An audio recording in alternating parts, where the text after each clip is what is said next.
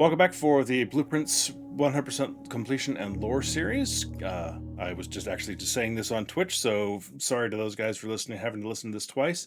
Last time we rolled credits, and so we are now in the post 46 stage of the game, when under normal circumstances you would be starting to discover sanctums and maybe find the gallery, etc. Things that you would have seen under normal circumstances, or would have had a very low probability of seeing or even knowing they were there. So I was just explaining one of the things that is permanently adjusted for us now wasn't really much of a factor, but for instance, the dartboard puzzle, if you're not in veterans mode for the first week of the game, which is where we were up until today, you only have like a 1% chance of getting the secret garden key from the dartboard game, and now we've got a 20% chance of it. Veterans mode gave us that same probability, but now we don't have to worry about veterans mode evening out on us, because eventually over time all the adjustments, or most of them at least, I'm not 100% sure, but I know most or all of the adjustments that come from activating veterans mode go away after a certain period of time, and so now we don't have to worry about that, because most of them are about making things better for post-game content, or post 46 content rather. So here we have our first trophy officially of the game. You have been awarded the Inheritance Trophy for reaching room 46. Trophies earned will be permanently added to the trophy room. And this is the Inheritance Trophy in recognition of completing your bequest. So there's our first trophy. Now, a lot of what we're going to be doing is, we're still hitting on the same things need to be done, and a quick rundown of where we are. Sanctum puzzles, now we'll probably start pushing on those a little bit more deliberately. Contraptions, we still have plenty to work on there. The directory is filling up nicely. We're about 3/4 of the way done. And there will be a few things that we can now start getting. Gallery should show up probably today. If not today, then probably tomorrow. In which case, then we can proceed on towards room 8. Still looking for that music room. Trophy room is now available to us. Obviously, the Mountain Holly gift shop is now available, and we'll see that in just a few seconds or minutes, depending on when I draft it. Still need chamber mirrors. Still have not done mailroom, oddly enough. Weight room we've been sort of avoiding, but at some point we'll have to take care of it. East Wing Hall, my elusive nemesis of the hallways. You ever watch me play bingo and I need to draw the East Wing Hall? You'll understand. Let's see. Yeah, plenty of yellow rooms mostly is what we're missing. We should have Mantle of the Night we picked up last time, or the day before, I forget exactly which, but regardless, so now we need to start looking for the Armory and buying the axe so we can start axing some room costs. We have not done the Shrine, is the only outer room we haven't done yet. Plenty of the found floor plans, and we've only seen the drafting studio the once, so we still need most of those added into our list. Some of the gray trophies here, I'm going to go out shortly and add these in just so they're available, because I'm not redoing dare mode on this series, for instance, but I want the trophies so that we can work towards the complete trophy case completion. Let's see, a couple of the constellations we haven't seen yet. Obviously we haven't gotten to the final draft of Mary's books. Plenty of books we still need to pull from the library. We've been a little light on getting the library. And we haven't done the bookstore yet, so hopefully we'll have a couple of good days where we can buy that. Ladyship's Diary and one of the drafting strategy books we definitely need to track down. Gift shop. We've done all the permanent upgrades that we have available to us, and Blue Tents will fill itself in for that missing percent here once we buy it from the shop. Stamps we'll take care of after the Sanctum trophy, after the Sanctum puzzles are all solved, and one of these days, once we started on the Shrine, we'll have to get the Blessing of the Chef and see if we can get some of the spread meals that come with it. So got a couple of power sledge walls. Obviously, I did not manage to get the Secret Garden one done. So plenty of upgrade discs to track down. So there's still quite a bit to do. As it says, we're only 20% of the way through my arbitrarily assigned completion percentages. Not arbitrarily, but yeah, pretty much arbitrarily. It's all based on how much effort I think is involved in things. and I randomly decided that the denominator of the whole thing would be 46 points total. So each trophy, for instance, is worth 2 points worth of effort, and so they're worth any given trophy is worth the same percentage amount, except the ones that I'm going to automatically add in. All right, so not ready. Well, actually, I mean, we've got 4 gems. That's not a bad way to start a schoolhouse run. We can try it. Let's try it. I mean, what else are we going to do with it? So, by the way, it's a quick mention for everybody who is watching this on YouTube, especially. I very much appreciate you being there. The comments and the questions that have been coming through have been great to read. It's very respectful, and I appreciate you appreciating the content. Really, I mean, that people have been coming and saying they enjoy the series, which I am grateful for. That's why I'm doing it. And the questions and comments people have been thought provoking. Couple of theories posted that I had not thought of yet. We need. Give me a second to concentrate here.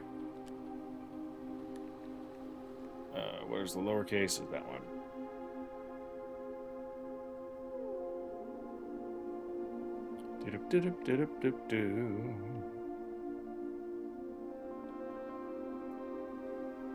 We shall be Randolph.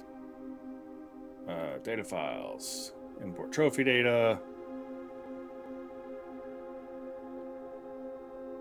Alright, so we're only going to be pulling in Dare, Cursed, Day 1, Speed. There we go. Worst case scenario, I may bring in the sweepstakes trophy. I would like to be able to do it on here just for the fun of it, but it's not a lore-driven trophy, I guess you could say. And the kind of honestly the same thing goes with like the dartboard and the parlor box. There's not lore involved with completing them. So, I mean, if I'm having problems or if we've done everything else and that's all that's left, I may just import those and be done with it. I doubt it'll come to that, though. You never know. All right, first things first, when we draft our very first draft on the next day, but first things before the first things, so the 0 things, we have a new letter from Uncle Herbie. Open only in the event of inheritance. Dear Baron, welcome to Mount Holly, your home. I still remember the first time I was addressed by my title. I was quite a bit older than you, but it still felt strange, especially after a lifetime of hearing my father addressed daily by that same title. But life is a journey of growth, growing up, growing older, growing wiser, and in our case, growing into the Baron of Reddington. The Baron doesn't have to be a daunting figure. He could be quiet and unassuming, or loud and brash and boisterous. He could be deceptive or trustworthy, humble or boastful, or any measure of other things, but always clever. When I inherited Mount Holly, I never had to prove myself. They just gave me the keys and left it at that. It felt too easy, too trivial, and very undeserved. Experience comes with time, but without the validation, I spent the better part of my youth questioning myself. And as I grew older, that lack of conviction and aimlessness amplified. I never really had any goals or objectives to strive toward. I never had any dreams to realize. I never set my sights on something beyond the horizon. I never had a Room 46 to reach. And now that you have reached your goal and are basking in your well-deserved glory, shiny trophy in hand and showered with accolades and titles, will you be content to stop there? Or would you look to the horizon and wonder what dreams lie ahead? Oven Nevarai, Herbert S. Sinclair. And so, just a couple things to note here. Some of this is interpretation versus theory, and what we understand about Herbert and what he has and hasn't done. Number one, the title itself, the Baron of Reddington. I believe, more commonly we refer to ourselves, or we see the Baron of Mount Holly, but we are, I believe, technically the Baron of Reddington. That is land in and around Reddington is a baronetcy in at least the current regime. It may not have been in Orinda or Orinda Aries rather, because this was the site of the castle. This is where the Orinda castle was, and so I don't know that Reddington itself may still have been a baronetcy, and the Baron of Reddington at the time, whether it was a Sinclair or another family centuries ago, probably was there still was, but the lands we're on almost certainly wouldn't have been a part of that, because this is, we believe, where the castle was. More on that later.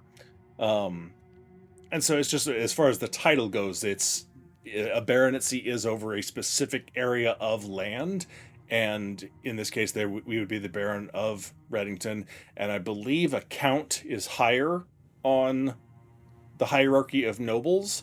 And so one of the things that I've wondered is if one of our ancestors was Count Gates, which his presence in the foyer would certainly seem to imply that.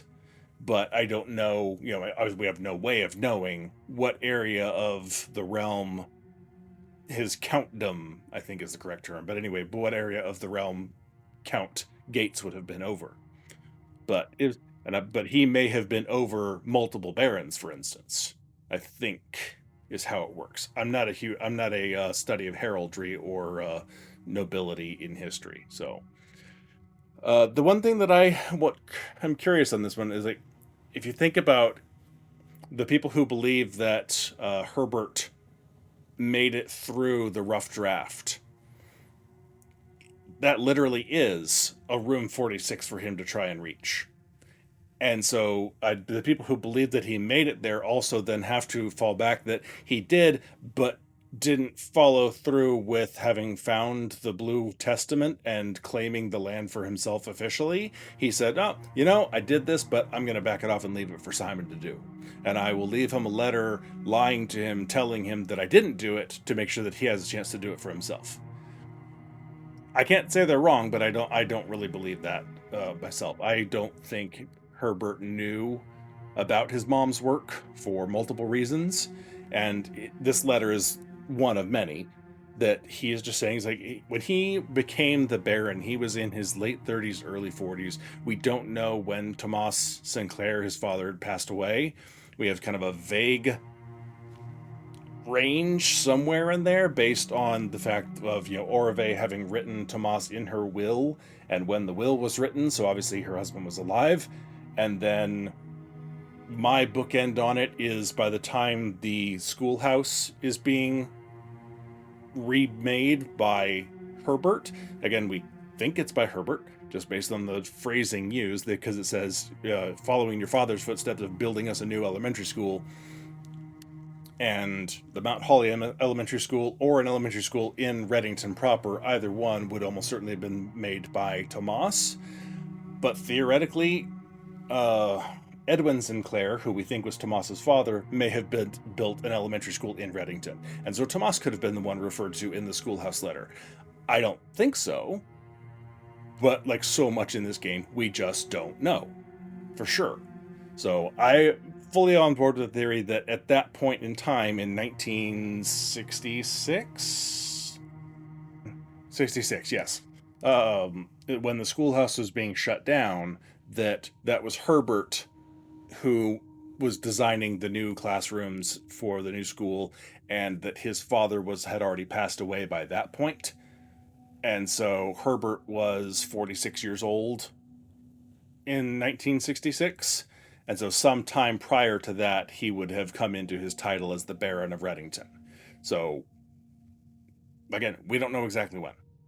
But late 30s, early 40s is the most probable time period. And so here he is, he's saying, I inherited at a relatively young age. Yeah, I mean, late 30s. And now I think that's sort of young, because I'm, coming up on 50 myself pretty soon here. And so late 30s, he's still got quite a bit of life ahead of him.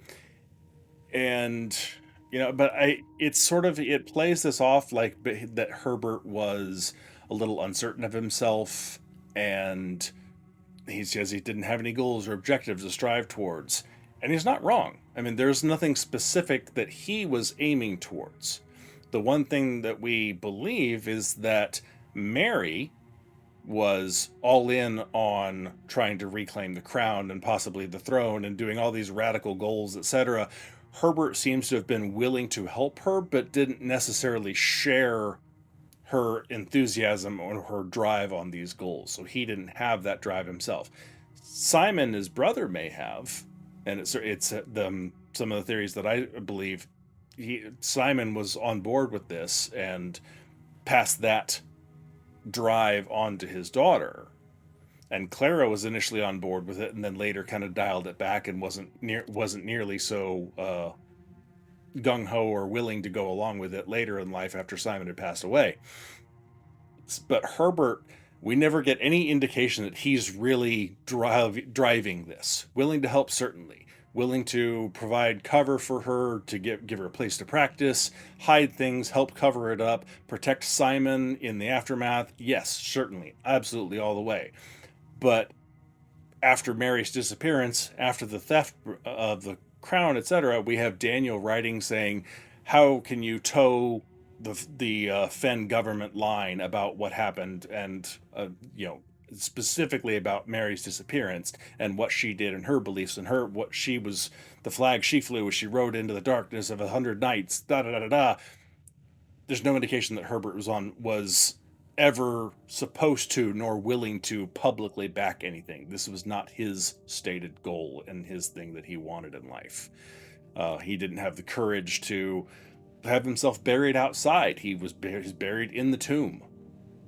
So, I mean, we've seen that Herbert is not this outgoing force for change or doing things. He is a homebody. He is almost a caretaker generation, if you will, where he's just kind of getting by.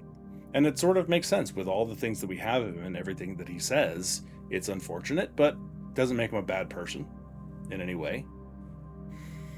And certainly he seems more than willing to help encourage Simon to be his own man and break out and do his own thing.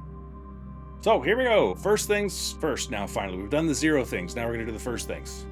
Your first draft in the house will always, after Room 46, will always include the Mount Holly gift shop. So let's talk about it. The gift shop. Thank you for visiting Mount Holly. We hope you enjoyed your stay here. It's about as simple as the room descriptions get, I guess. The gift shop is obviously, a little strange because we have Swimbird just chilling out. We have the lunch boxes, which are always, a ridiculously helpful thing. You have little red princes. And then the non-stylized symbol that seems to be from Mount Holly itself, but that we've seen elsewhere in the bookstore and some of the wall art in the Nook and that sort of thing. So it's interesting that it's for sale here, because this really is, hey, take home something that represents Mount Holly. All the stuff in this gift shop is freaking huge. There's no little knickknacks, no little mementos. It's like, hey, take this wall art home with you. That one's nice, the clocks. I wonder if those are for sale anywhere. Probably. And God only knows how many of those they sold. Probably 0. But we have the Mount Holly tea that, as far as anybody knows, serves no practical purpose whatsoever. It just goes into the walk-in closet and hangs there. Now, that's not to say that there's not some secret purpose or something triggered or God knows what hiding behind the scenes that no one's discovered yet. This is Blueprints, after all. But as far as we know, I don't know why this is here. It served no practical purpose. Enjoy your lunch. This is both a practical thing to help with post-game, because now you have more steps available, you can get more done in a day, etc., etc. It is also, hey, here's the name of one of those angels, which you will need later on. The swim trunks, it's always interesting, when I first bought this, I caught onto the pun and was pretty sure what was going to happen, but it surprises me how few people seem to, it seemed fairly obvious to me. And then people was like, swim trunk. Why would I want swim trunk? We already know you can't go in the water. Well, maybe there's a let us go in the water, but it says Swimbird. And nobody catches on the pun of pair of trunks. Be sure to bring some keys. and I'm sure cajillions of people have caught on, don't get me wrong. I'm just saying that the people that I've seen play this game, a surprising number have poo-pooed the swim trunks, thinking it's some stupid thing. And I think one person I saw even walked in there and saw it and like, well, what good are those trunks? Why would I want those things there? And they like were walked away without draining the pool again, etc. I'm like, oh, I don't understand you. Everybody plays their own way, you know. We'll skip that one. Swimbird plushie! We'll buy it eventually just to buy out the store, but obviously we've already grabbed the trophy for that to help us along. And blue tents. We're reading the memos, so this is sort of a superfluous thing just for completion when we get this. Temperature blocks. Coming soon. Should I hold my breath now? We are all of us eagerly awaiting the update that gives us temperature blocks. It was a long shot. I don't have the resources for a good school day, so I think that's my last try on it for a while. I'll worry about other things. But we did get the drafting studio, so we've added a floor plan that we didn't have. So that is still at least some form of progress. Probably should have bought the Mountain Holly tea. Oh well. For some reason, my next days never seem to be very good days. I'm not sure why that is. On my original run of the game, my next day was like a 6, maybe a 7-room house. And then it just died.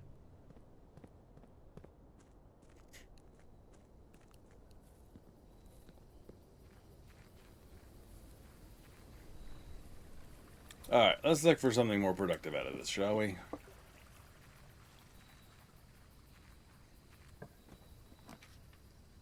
Alright. Tomb, actually, not a bad idea right now because we don't have the fire stuff from down there, but we do have the armory currently where we might be able to just buy something that makes fire. And if we don't find that, then we might be buying the axe. So the tomb is actually a pretty solid option right now. And the tomb can help you afford the axe, in fact. Key, excellent. All right, Swimbird. And we'll talk about other things after we're done here. Swimbird by Marion Marigold. I am a dare bird, a daring and brave bird. Diving so deep, bird, a ride on the wave, bird.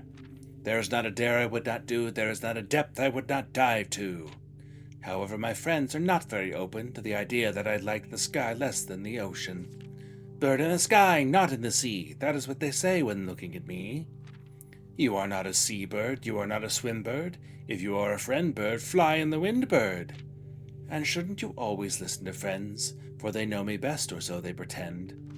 So I dare not dive, and I dare not swim, and I dare not set foot in the ocean again. And I dare not smile, and I dare not laugh, for they will do it for me and on my behalf. And I dare not dream, and I dare not speak, for maybe my friends won't like the real me. And I will say goodbye to my dreams in the sea, and wonder why daring feels just like defeat. This is obviously one of the world's most depressing and most horrid children's stories ever devised. Obviously, there are political undertones to the entire thing. If you read it backwards, it's actually the uplifting tale of a bird who defies his friends' expectations and becomes a dare bird. So I highly encourage you to read it backwards should you ever actually read this thing to a child or be playing Blueprints Bingo or something. Backwards is better. Anyway, like page by page. So, say goodbye to the dreams in the sea, wonder why daring feels just like defeat, dare not speak, my friends might not like the real me, I can't smile, can't laugh, they'll do it on my behalf, can't do it, shouldn't you listen to your friends? But no, there's not a depth I wouldn't go to, I am a dare bird! So, it's at least better that way.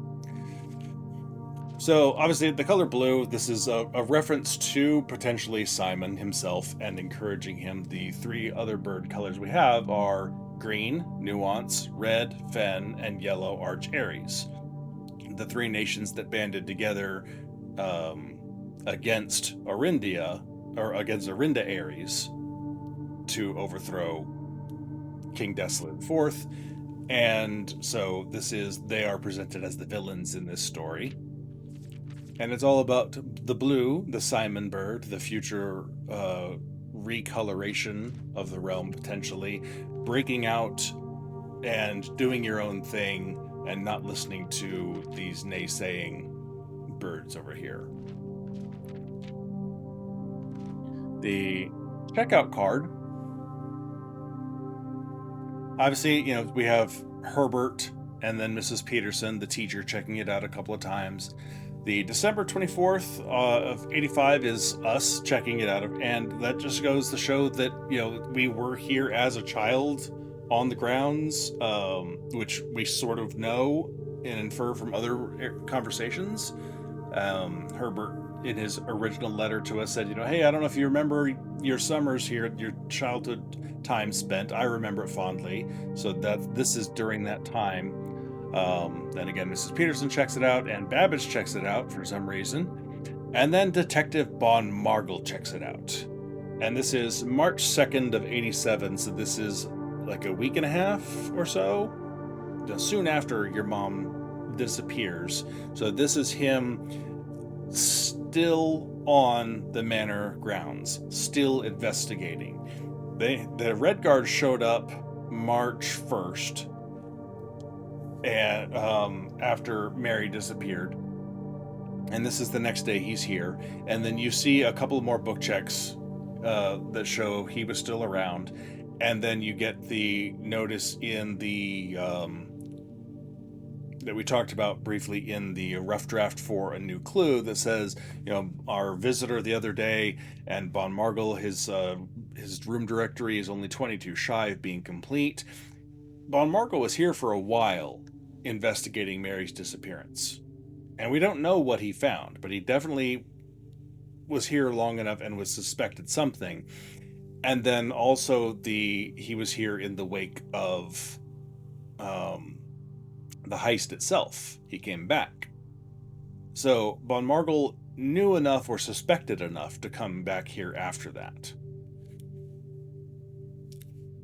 Beyond that, it just sort of goes to show that he certainly seems to be a determined detective, which always then strikes me in the article in the Bookshop that we haven't gotten to yet, but it references him saying the new clue was unintentionally accurate, and that's all he says about it in response, which always kind of struck me as a really strange thing for someone so obviously determined as him. And that led me to kind of think that Von Margle is going along with what the government is saying, like he's towing the government line as well, but because he supports the government, not the way Herbert tows the government line. And it's just sort of it's unintentionally accurate, and then just no comments after that, because the government has told him this is what we're saying, this is the official word, and that's what you're going to go along with. So again, that could be me reading into it, but it's just sort of the personality that comes across to me from him being here so persistently. Oh my. We have knocked down the foundation pathway, so I should be able to get into the Chamber of Mirrors. So let's do that. And it has gold for us. Okay. Okay, and we have shovel.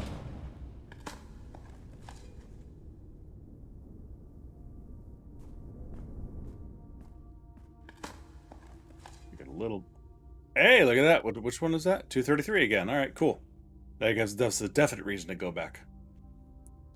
All right, and I would like to take care of this door first because it'll get us, hopefully, to the Chamber of Mirrors. Yes. Okay, we need to go south.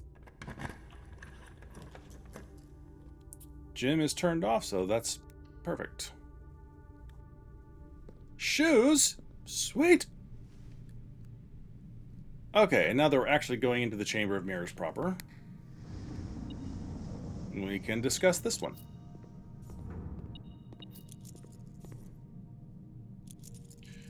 Okay, where are my blue stuffs? Chamber of Mirrors. I think it's what, the second one? No, third. Okay, there it is. Okay, the Chamber of Mirrors. Reflections of reflections, this confusing room can sometimes prove disorienting to the wayward guest. However, upon closer inspection, they quickly realize that viewing this room from more than one perspective is key to unraveling its secrets. So that's not just entering in through different doors, but also look up, which gamers don't do. The blue tent memo for the Chamber of Mirrors is, if an item would be spread into the Chamber of Mirrors, 4 of those items are spread instead, which is kind of handy sometimes. Most importantly, however, if you're dealing with the Chamber of Mirrors, what you want to do is open it from the side you draft it, push that button over there, which raises this pane of glass, which I already did, and that's the one and only way to get access to this middle button. And then you have to go all the way around to the opposite side, 180 degrees from where you drafted it, and enter in from the back, because that is the only way to get through to get to this middle button. That then raises you up. And like so many things in this game, it's not actually mirrors, it's just a second version built upside down, but this is above it instead of below it, like the ballroom and entrance hall. And the effect of the Chamber of Mirrors, you can draft second copies of rooms that you already have in your house. There is a limited set of rooms that it will duplicate, so it's not any given room, potentially, but it is a pretty sizable selection to work with. And what I enjoy most about the Chamber of Mirrors is that when you come up here, you can add extra versions of some floor plans. Passageway... yeah. That's not bad. Not my favorite room to get here. There's always coins in one corner, keys in the opposite corner, and then the 2 other opposite corners have floor plans. So it's a great place to stack your list with, no thanks.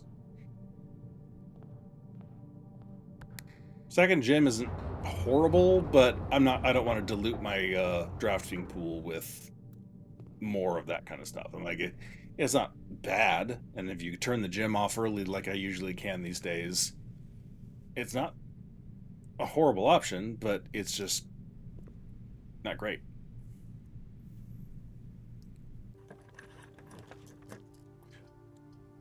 Gallery works. All right, if you are one of those people, I know we're doing all spoilers here, and gallery's extra good today. But if you're one of those people who has not solved the gallery, etc., this is one of those definite ones to look away. Nice.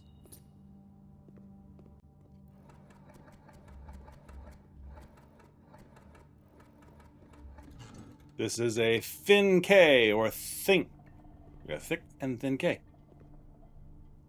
So when my son and I, when we solved this one, he was here with me, and it actually only took us like 20 minutes, maybe a half hour at most, because I looked at this one and I was like, and I recognized the type of puzzle that it was going to be, because I've solved this type before in the past, and so I recognized it. And so this one I keyed on to almost immediately. This one, even after we got it, I didn't know why we got it. I didn't know why this was the answer, and we'll come back to that in a minute. But what I did was wrote down all the letters for each option here. Whoops, skip the D. And some of them then worked out because I was able to identify, based on what letters were available in what slot, etc. And so we came over, we stumbled against that one for a while and we couldn't get anywhere. So then we came over here to this one, and I came up with looked at it and said, okay, eyes. We said the genuine, veritable, actual, objective. Like, what are the eyes here for? That they don't line up with any of this. Well, maybe there's an eyes at the end. And so we plugged in the letters and looked, and there really is, I-S or I-Z-E at the end. And so that kind of got us started on that one. And I forget if he came up with the real part, or if it was sort of something between the two of us.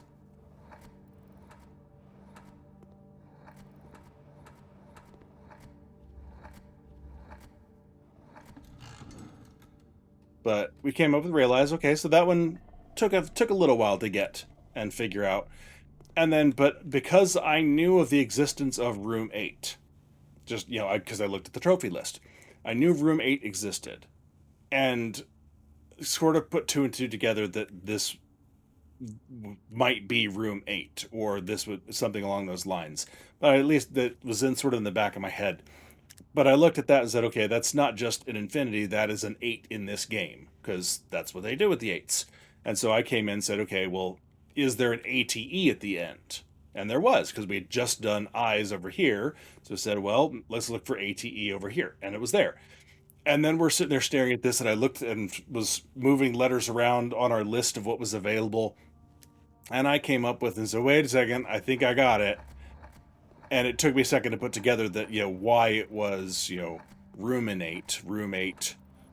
And because there are all the things here, of course, we have bin, skin, fin, pin, plinth, infinity, like all the in words, again, just sort of tie in and work in the back of your brain. And then, so I plugged it in, and it turned out to be right. And my son's like, I don't recognize that word. I don't know what it means. And to me, I've known that word ever since Aladdin, the cartoon version with Robin Williams' Genie, because one of his lines at the beginning of his first song to Aladdin is, so, Master, do this, so why don't you ruminate whilst I illuminate the possibilities? And kicks off the song. So I knew the word, and had, if I didn't recognize it as, as a youth, then I looked it up because I knew what the word meant. And so I started defining it to him. I was like, to ruminate, well, it's like to think about it, or to mull it over, or to ponder, or... Wait a second. Came over here, plugged in ponder, and it was right. I had no idea why it was right. And it took me another week or so before I actually figured this one out. This one stumped me forever. And, had I not done that to define it to him, I don't know how long it would have taken me. And this is the one that I see most people struggle over as well. P-Wagon, as it is often referred to. But the eventual explanation that I realized, or I don't know if I saw someone else or saw mentioned a hint in someone else's chat, I don't remember, but the explanation, of course, is everything in the wagon is red. And we know that they color these things red because they're all in room 46. They're all in the red prints. Half of them are on the color classroom homework for being red. And so this red mirrored. So now it's DER. So it's P on DER. So ponder. That one stumped me. That was mean. But, we all have to deal with it. But now, excitedly, because I think we still get to, oh, do we get to keep it? I don't know.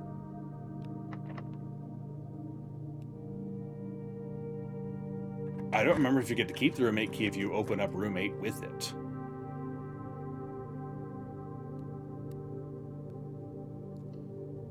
So we may,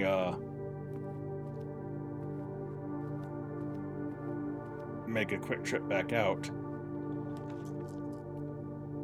Let's see. Ooh. That could be fun. Bacon, eggs, more steps. Geist bedroom will get 5 steps anyway, and a crap ton more dice. Let's do that. So there's 5 steps from our mask. Thank you. All right, have we read the Quail yet? I'm pretty sure we've eaten it, but did we read about it? The stuffed wild quail. We did not read this one. Today's main course is the stuffed wild quail, local Mount Holly delicacy, served atop a plum... I don't speak French, I speak English and bad English. I agree, do? I don't know what that is. I will explain it up top in YouTube because I don't know what that is. With roasted potatoes, bacon lardons, and wild chives. It says the word bacon on it, so I'm automatically a fan of this thing. Those have got to be like the world's skinniest carrots. But we're going to go ahead and have some dinner. The sushi says, yeah, the gallery puzzles are fun to think about. Once I figured out 2 paintings, just looking for synonyms. Yep. And in hindsight, like, it's after the fact. Like, I don't know. I can't remember. I know I've seen a couple of people, but I don't remember who they were that had already gotten to 46 and they'd already done all these things and they'd gotten to blue tents and they had the blue tent memos active and they still had not solved the gallery, and the blue tent memo there actually helped them because they had one word, I think, but they didn't have the rest, and so knowing that they were synonyms was like, wait, it's okay, and they put together a couple more and then got through it. Most people that I've seen play get through this long before they have enough trophies to afford blue tents. So this is rank 7, so we should be safe here regardless. I do need something that will turn north eventually here. Armory, yes! Okay, either one way or the other, we're making something happen here. Alright, so we have this, which we will now go use. We're going to be coming back with a lot of money, so might as well buy that now. And I do not have a sledgehammer, so... Okay, so now... Suppose you want to give me a second armory, do you? Didn't think so. Den is fine. Finish drafting around here.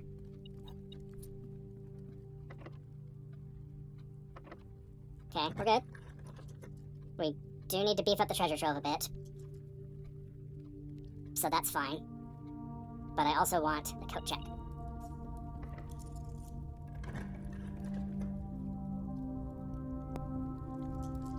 We have not had the closed exhibit yet, have we?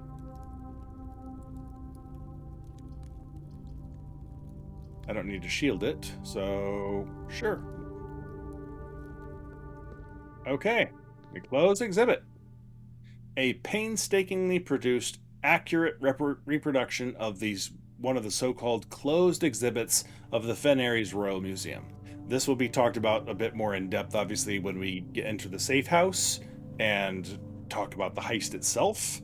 But for now, this is what our mother and her cohorts were using to practice for the heist, and the paper crown there is actually a surprisingly good item to have in your inventory. And we can't steal it yet today, but it is on the to-do list, so we'll get that eventually. One of the easiest Morjai boxes, in my opinion. And now, of course, I'm probably going to screw it up or something, aren't I? There are a couple ways to do this. Easiest is to just pop that in all the corners. Boom.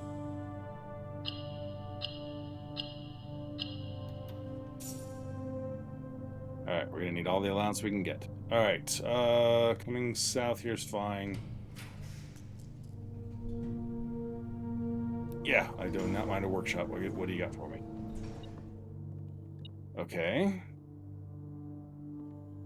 They really want me to have that lever in a workshop. What else? Is there anything I can build that I haven't built yet? Detector shovel. I'm not planning on doing anything else today with my metal detector, so...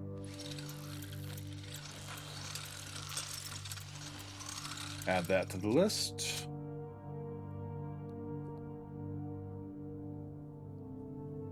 And we don't have a battery, or a rabbit's foot, so nothing else we can work with there.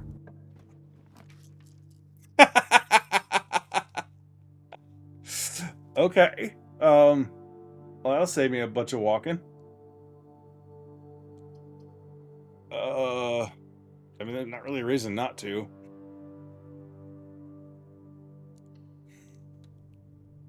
Thank you, Chamber of Mirrors. Okay, so we have Vault 233. It's the little one up here, right? Yeah. as a nice chunk of cash, an allowance token, and the first of the passports. Now, the thing to note about the passport is this is compromised. This is a false passport because this is our mother under a pseudonym of Gray Daniels. Nationality of Arisian. Her date of birth is somewhere, within a close enough time range of years to her real date of birth that it's plausible. She's not trying to fake her age down to some ridiculously low value or something. It's a plausible enough age for it.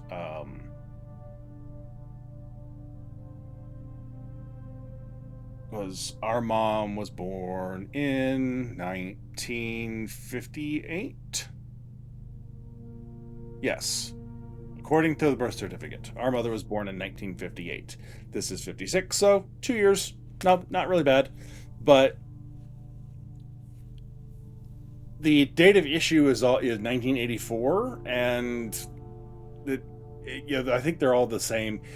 There's not, and I think they may even be the actual same date of issue, but these are clearly forgeries, not just her going in and getting an official passport under a different name. It's much easier at that point, rather than forging your identity and having to go through whatever checks they have and paying for it, etc. Just get a forged passport at that point. And the reason it's almost certainly an actual forged passport is because that sigil is wrong. There is a mistake on the sigil of all these fake passports. The motes of the two little peaks that surround the core in the Roman rune and in the Sanctum puzzle, all of the little peak things point the same direction. They all point inwards toward the core. On the fake passport here, they alternate, one pointing in, one pointing out, in, out, in, out, in, out, in, out. Everything else about the sigil is consistent and accurate and correct, but that is different. The other thing, you could argue that it's got the second pentagon shape around the core itself. You could argue that's just stylistic. You could argue that the in and out motes are also stylistic, or that it means something else entirely, or you could make arguments either way. But at the very least, we suddenly have this different sigil. And the only other place you see this is on Mary's birth certificate. It has the same problems, and we talked about that when we opened up the drawer in the archives.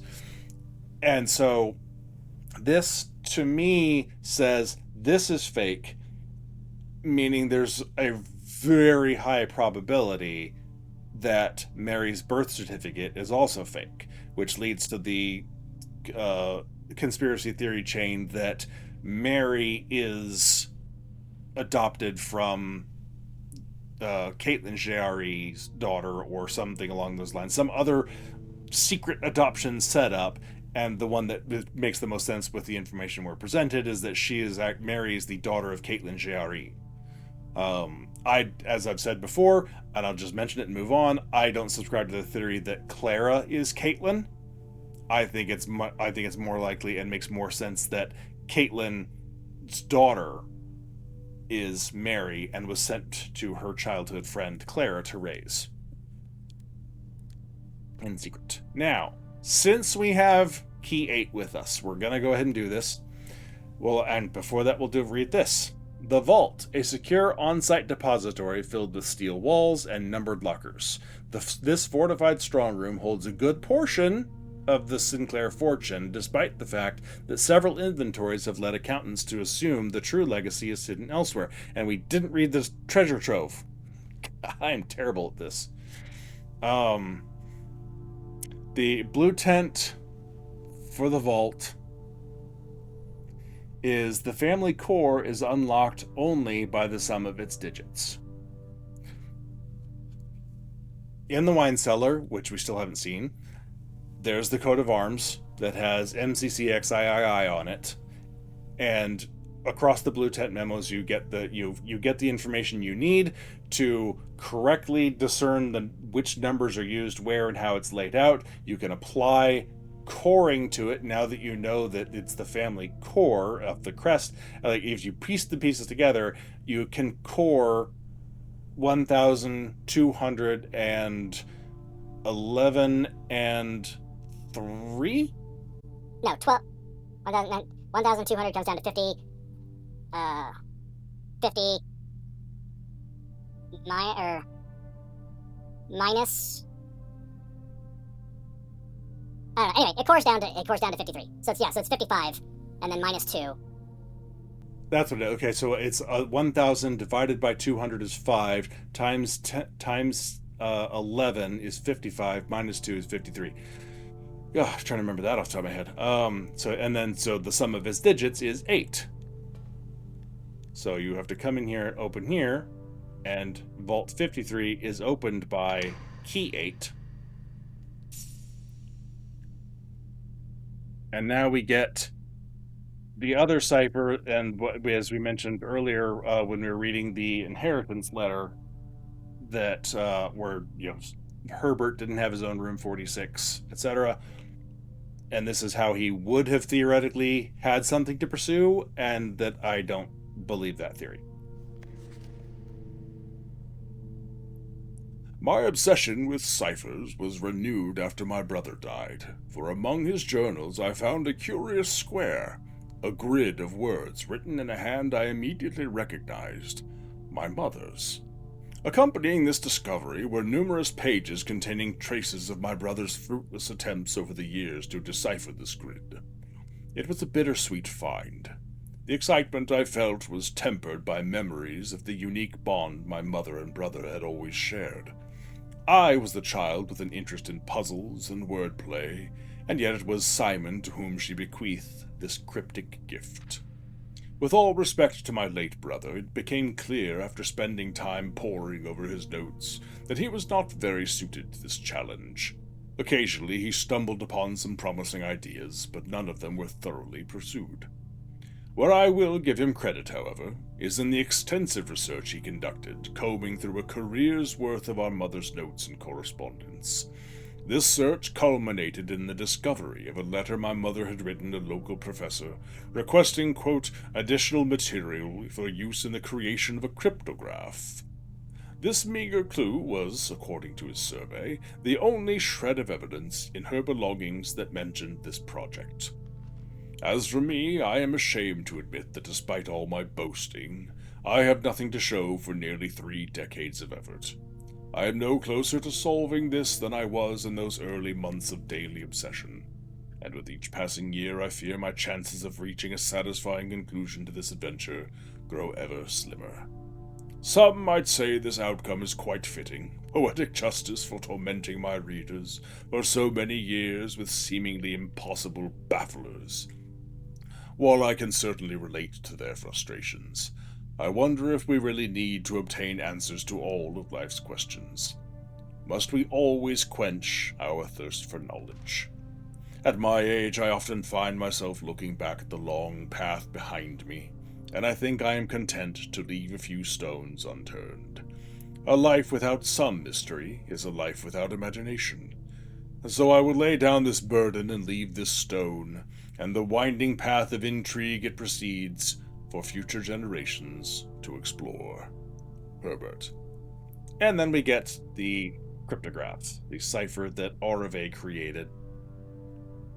The main thing to note on this that can help you discover how to solve it, the fact that they are 4-letter words, that A's are actually quite prevalent in these words, and that's because one of the most common things is to divide by 1 when you're doing the coring, and so the whole thing is just a alphanumeric cipher substitution with A is equal to 1, B is equal to 2, yada yada yada. The Cracking the Cryptic guys were freaking phenomenal watching them solve this. Not this week, but last week, I think. I was blown away. They stumbled on this. They got just the right rooms they needed. They have the Blue Tent's memos. They got, I think it's the Mechanarium memo. And then right after they drafted the Mechanarium, the next room they got was the Vault. I think, or like there may have been one other in between that was useful, and then they got the vault. They had the gallery from earlier, so they had the room 8 key in their hand, and they looked at it and they said, "Oh, the family Corin, that's that thing." And the Mechanarium tells you how to use the digits of the family crest that I talked about. And so they put that together and said, "Okay, wait, okay, that changes our answer. Our answer now is 53. Some of the digits 53, that's 8. We've got to, okay, well, let's look for box number 53. They cracked it open. They've got the key. Boom, they opened it up. They read this thing. Maybe 15 minutes of looking at this thing and tossing ideas and talking back and forth. And then one of them's like, okay, well, let's see. Wait a second. If we do that coring thing that we just learned about, if we do this and substitute this, and they just start doing the math, like just pen and paper right there, and doing the alphabet substitutions in their head because they know which letter goes with which number right off the top of their friggin' heads. And they're just like, okay, well, there's this, okay, and that's 19, and that's this letter, and this, and this, and okay, well, I've got an L for this one. You confirm? Yeah, I've got an L. Okay, what about this one? And like within minutes, by hand, they cracked this whole thing and solved it. I was in awe watching those two guys. I'm just amazing.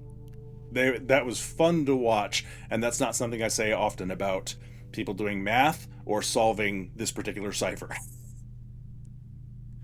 But it was incredible. And if you are a fan of blueprints and you want to watch this sort of thing, the Cracked and Encrypted guys are very frustrating to watch sometimes, but man, when they are on it, they are fascinating to watch.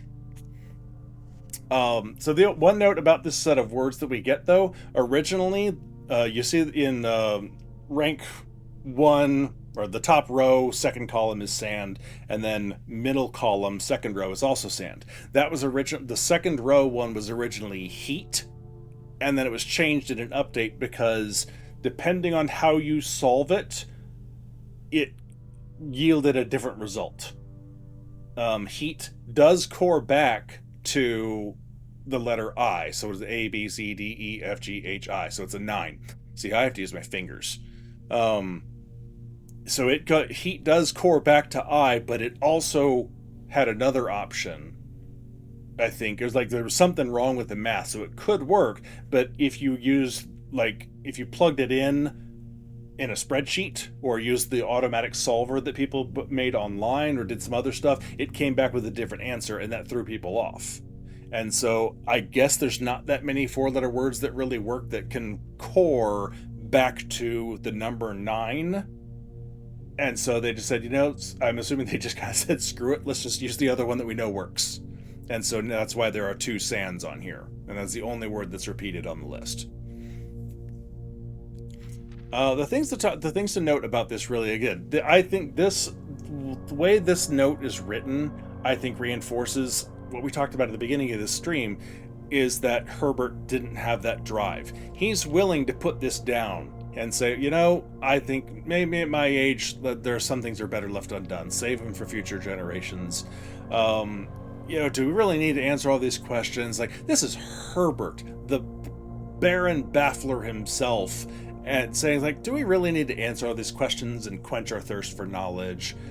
And it's really, I think it's he can't solve this one, and so is willing to just let it go. So I don't think he actually did solve this one. I don't think this is him pulling a head fake on Simon. Why couldn't he solve it? In theory, to get into this puzzle in the first place, you have to understand coring.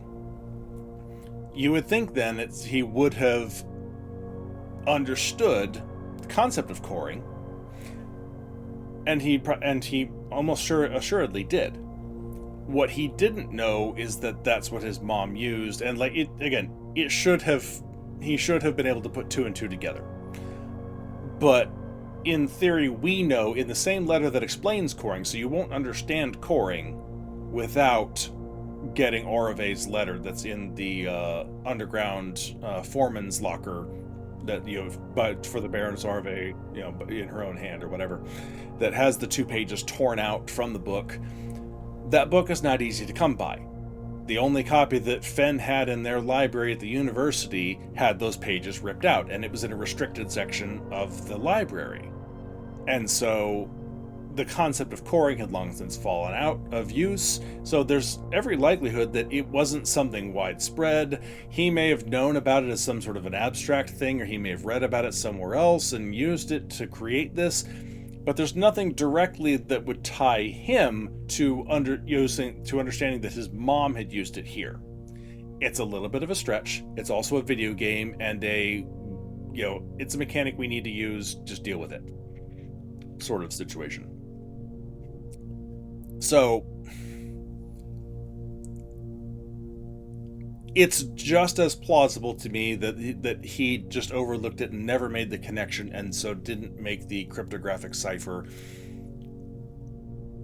and didn't solve it, and so didn't take the next step, because the next step also is something he wouldn't necessarily have known about.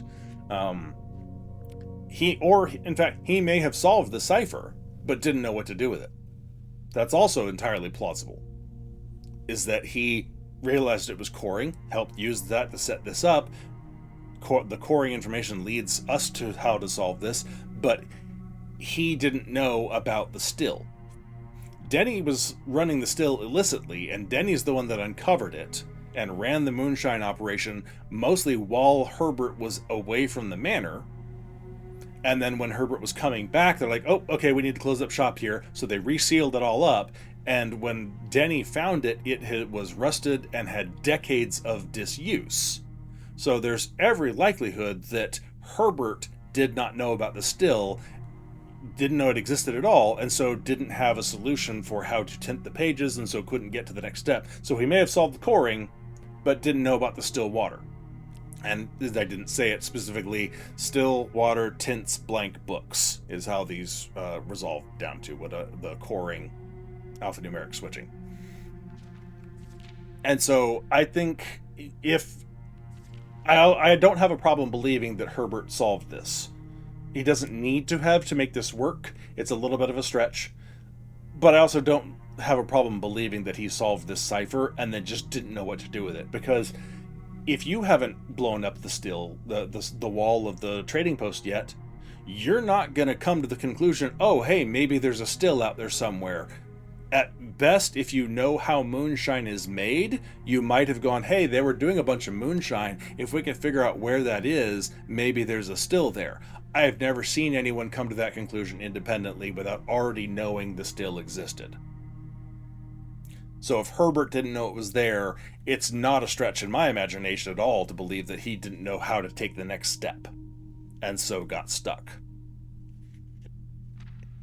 And so is then just perfectly willing to say, I can't do this. I'll put the burden down, leave it for Simon to deal with. That's how I read this, at least. We've seen where a lot of the treasure lies. This is where the rest of the treasure lies. Ish. The treasure trove. Turns out the oft-rumored treasure of Mount Holly was more than just a rumor. They have apparently had a nice little altar here that will spawn infinite amounts of money over time.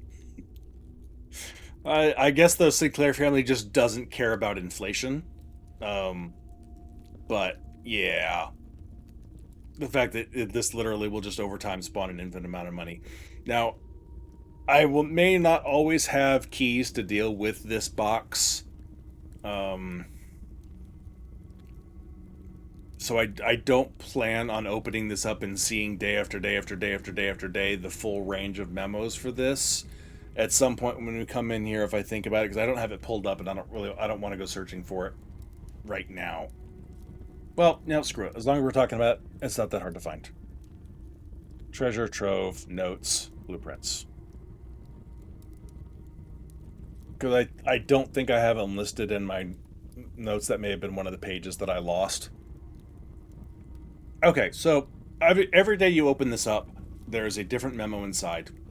And it only works with keys. You can't bash this open with a sledgehammer or the Morning Star, which I'm disappointed by, to be honest, because can knock the locks off chests and trunks. What is this if not a chest, and the common stuff that we find in the swimming pool and around the house are trunks? It honestly irritates me that this is on the description here, because the sledgehammer doesn't include that. I think the sledgehammer just says trunks. And so why does this say chests and trunks if it can't open these frickin' ones that are obviously different and more special than your average trunk sitting in the hallway? It annoys me. Pet peeve. But anyway, so you have to have a key, and like today I've only got 2, and there's still rooms we need to try and draft to, so I don't want to waste it. But so quick read through of these. As you progress, the first one, the green memos you find in this room will always be true, and it's a green memo. Second one, a blue memo. Green memos in white boxes are always lies. So this is a white box with a moon on it. So this is a white box with a green memo, therefore it's a lie. Like, and that you have to start piecing together what was the box, what was the symbol that was there yesterday. So you have to start taking notes on this stuff, and it's one of the more obnoxious puzzles in my opinion. Because if you don't start taking notes on it up front, by the time you realize you need to, you can already get so confused on these things so fast. I've seen it happen with multiple people. So the third note is green. The true treasure of the trove is not in the house. True. Red memo, but it's handwritten. The previous box in this room contained a true statement. Also true. Note 5, green. 2 realms have the same color banner. False. Which we already know anyway. And it's a white box in a green memo, so we know it's false.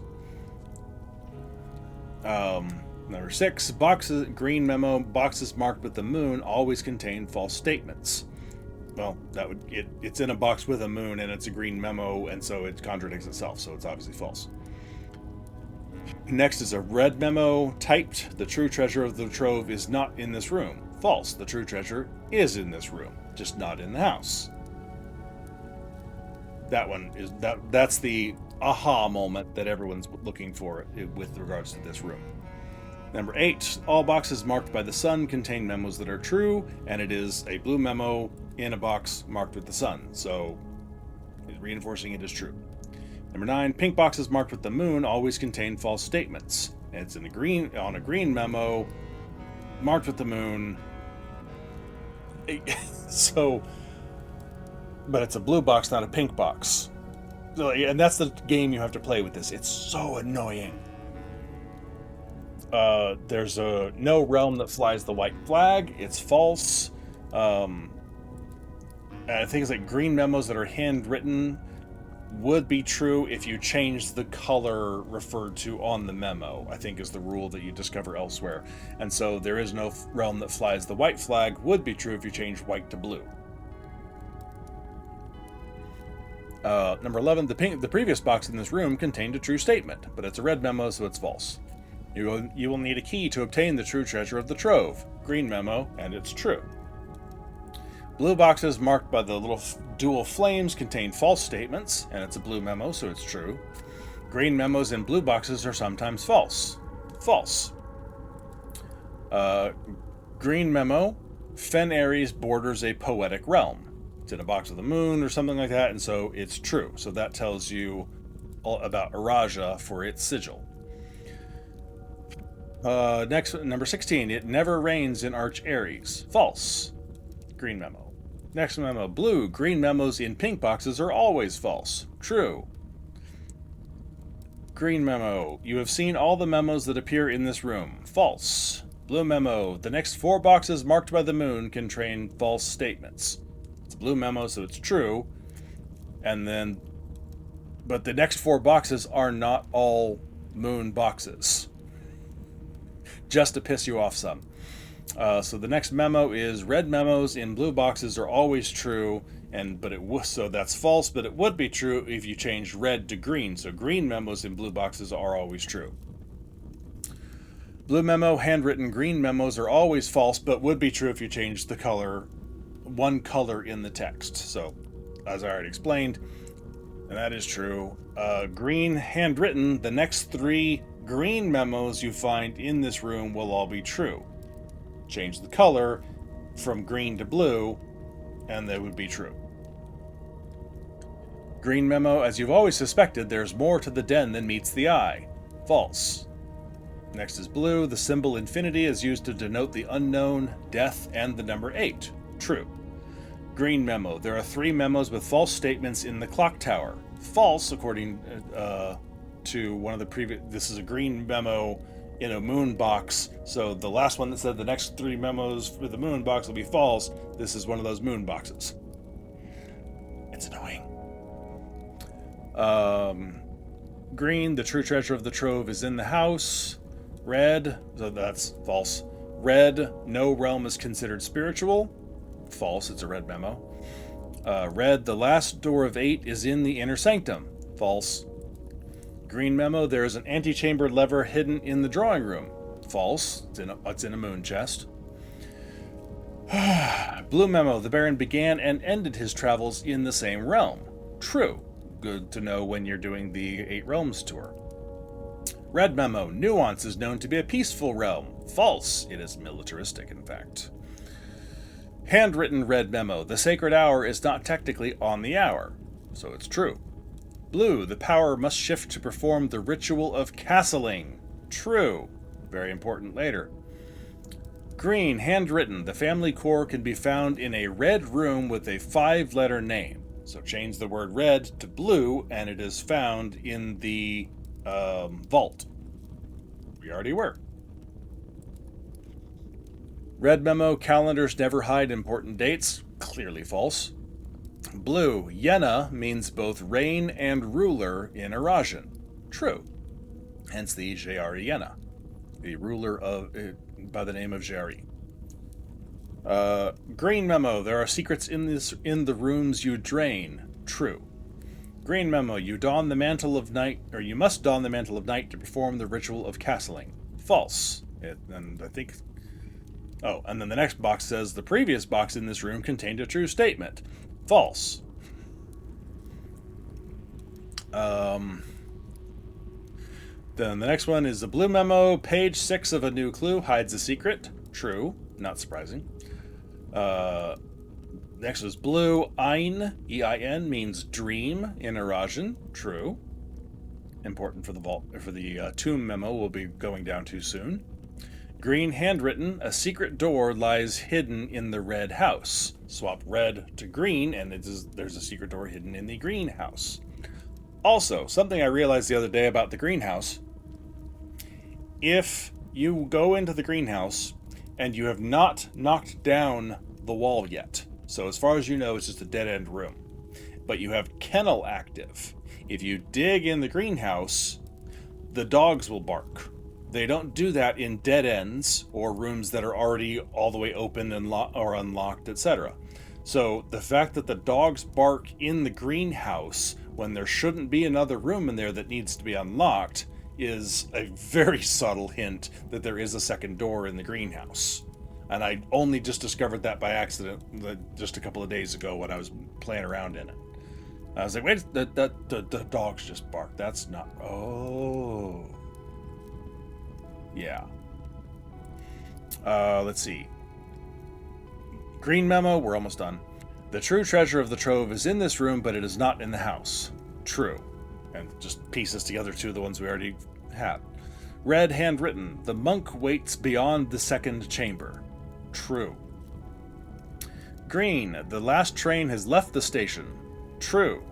And the last memo, blue, you have seen all the memos that appear in this room. True. So that is the obnoxiously long list of treasure trove memos. For YouTube purposes, I will flash them up on the screen so you can see them a little easier while I'm talking about them.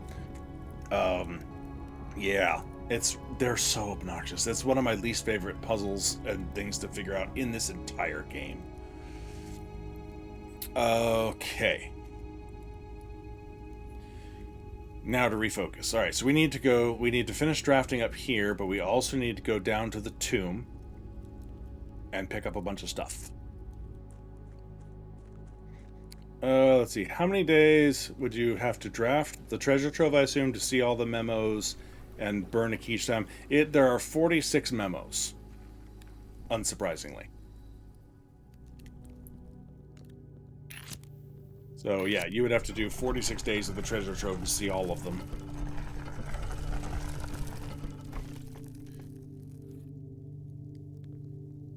There we go. More dice!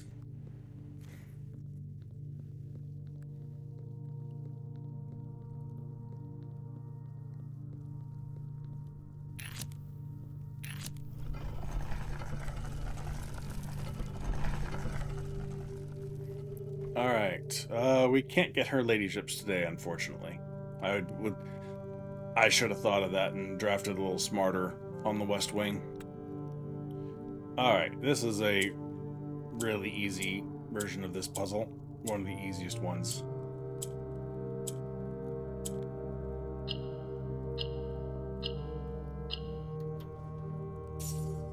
Okay. So, more Jai boxes. We have now done the Ladyship's Tomb, and I did the closed exhibit one earlier. Okay. The letter. I will, because I kind of have to, will touch on a little bit of what this might mean, and I will preface it by saying nothing I say here is set in stone. There are multiple interpretations of this letter, and I do not claim that mine is the be-all end-all accurate. It makes sense to me, and there's some of it that I'm still, a little, not entirely sure on, but we have Orel Jaris, Ulel Dao, and I'm not even trying to read the rest of this because that's a whole lot of random letters and words together that we don't actually know how to pronounce, so I just faked you out there. But the first word is generally translated to my dearest daughter or child. You are my day, you are my night, you are my world, so Ul Eld Mora, you are my world. To you, I gift my house in the south, which would then be presumably in Eraja. Tomorrow, you will be without me. Tomorrow, I will leave you forever. But first, I bid you heed my word. You are, and this is the word that really a lot hinges on for people's interpretations of this. You are an odd child, and generally we don't tend to think that she's saying odd like strange. Come back to this. You are not House Sinclair, so Hugh Sinclair Liu. You are not House Epson. Forget your dreams of the north. Your name is JRE. Your future is in the south, away from Fen. So Oris Fen Ro is toward the south of Fen. Away from your father's dreams, towards Eraja. Towards the south, a new future. And then your mom, essentially. And so, one of the keywords, like I said, was the ul od iris. Because odd, reversed, as you do in Erajan, could be DDO, and that on the Erajan postcard that you get from the Sanctum puzzle, it says at the top of it, the Hiwam DDO. So the house, Hiwam, is specifically the house, is large, so Hiwam, and then DDO, what does that mean? And so it again, we don't know which way this goes, because if it's the first Eraja Hiwam DDO, Huam DDO, is that the large house of commoners, like Parliament? Is Eraja now ruled by a parliamentary system and there is no queen or a titular queen like England has? Well, had, now we have the king. I would assume that Erajan, with their matriarchal tendencies and their naming conventions of families, would just keep it as a queen. Or is the Hiwam DDO the royal house?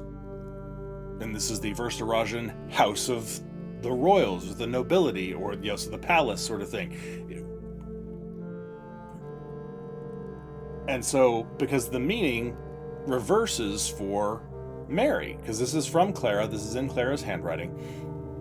And so if she's saying you are a royal child, because if DDO means the House of Commoners, the House of Commons, so a parliamentary system, the House of the People, if you will, then, so it's a legislature branch or parliament, then odd would be royal or blood. So you are a royal child.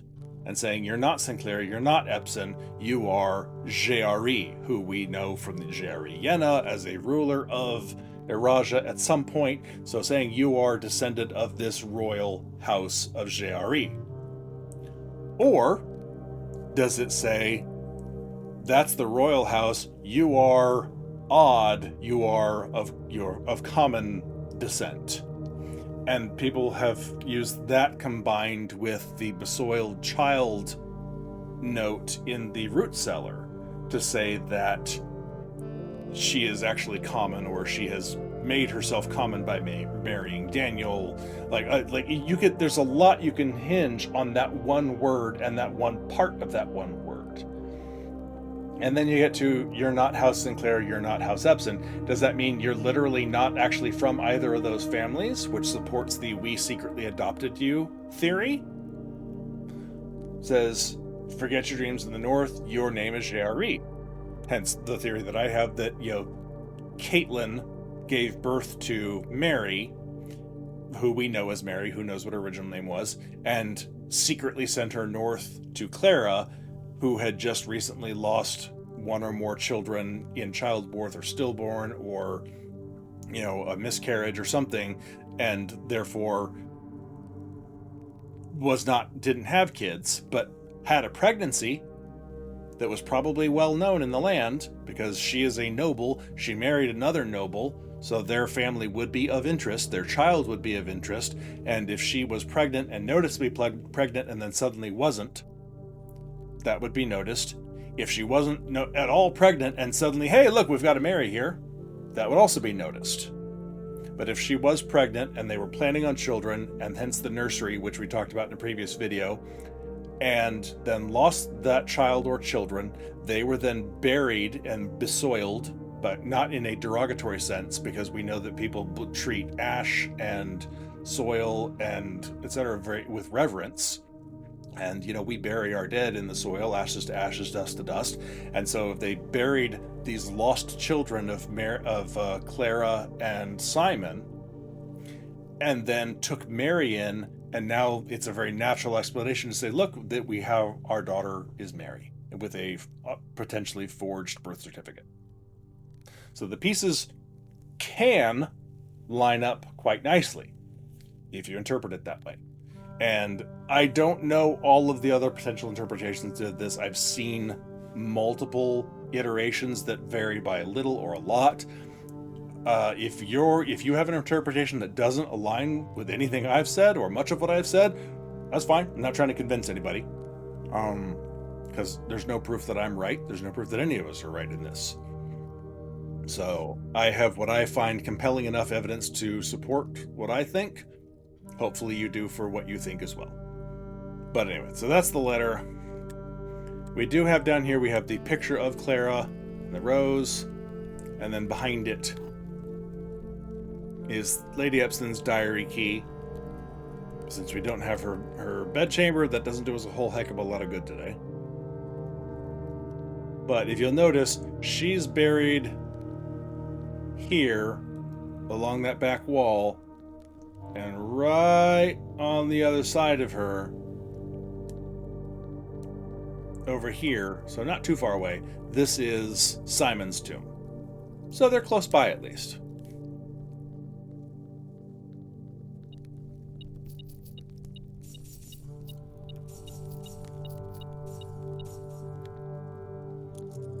You can actually afford expensive things.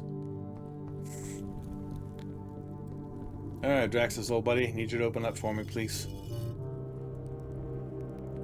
Not what I meant, but okay. You already did that.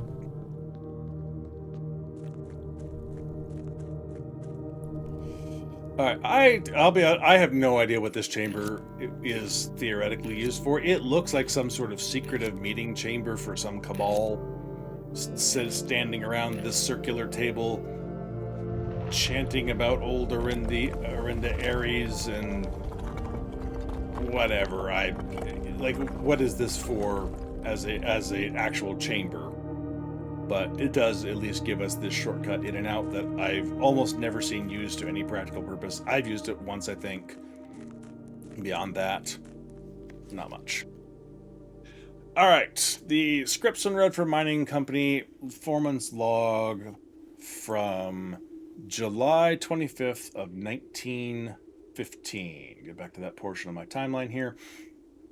This is the second log. And so it's still fairly early on. And this is where we get the chest elevator.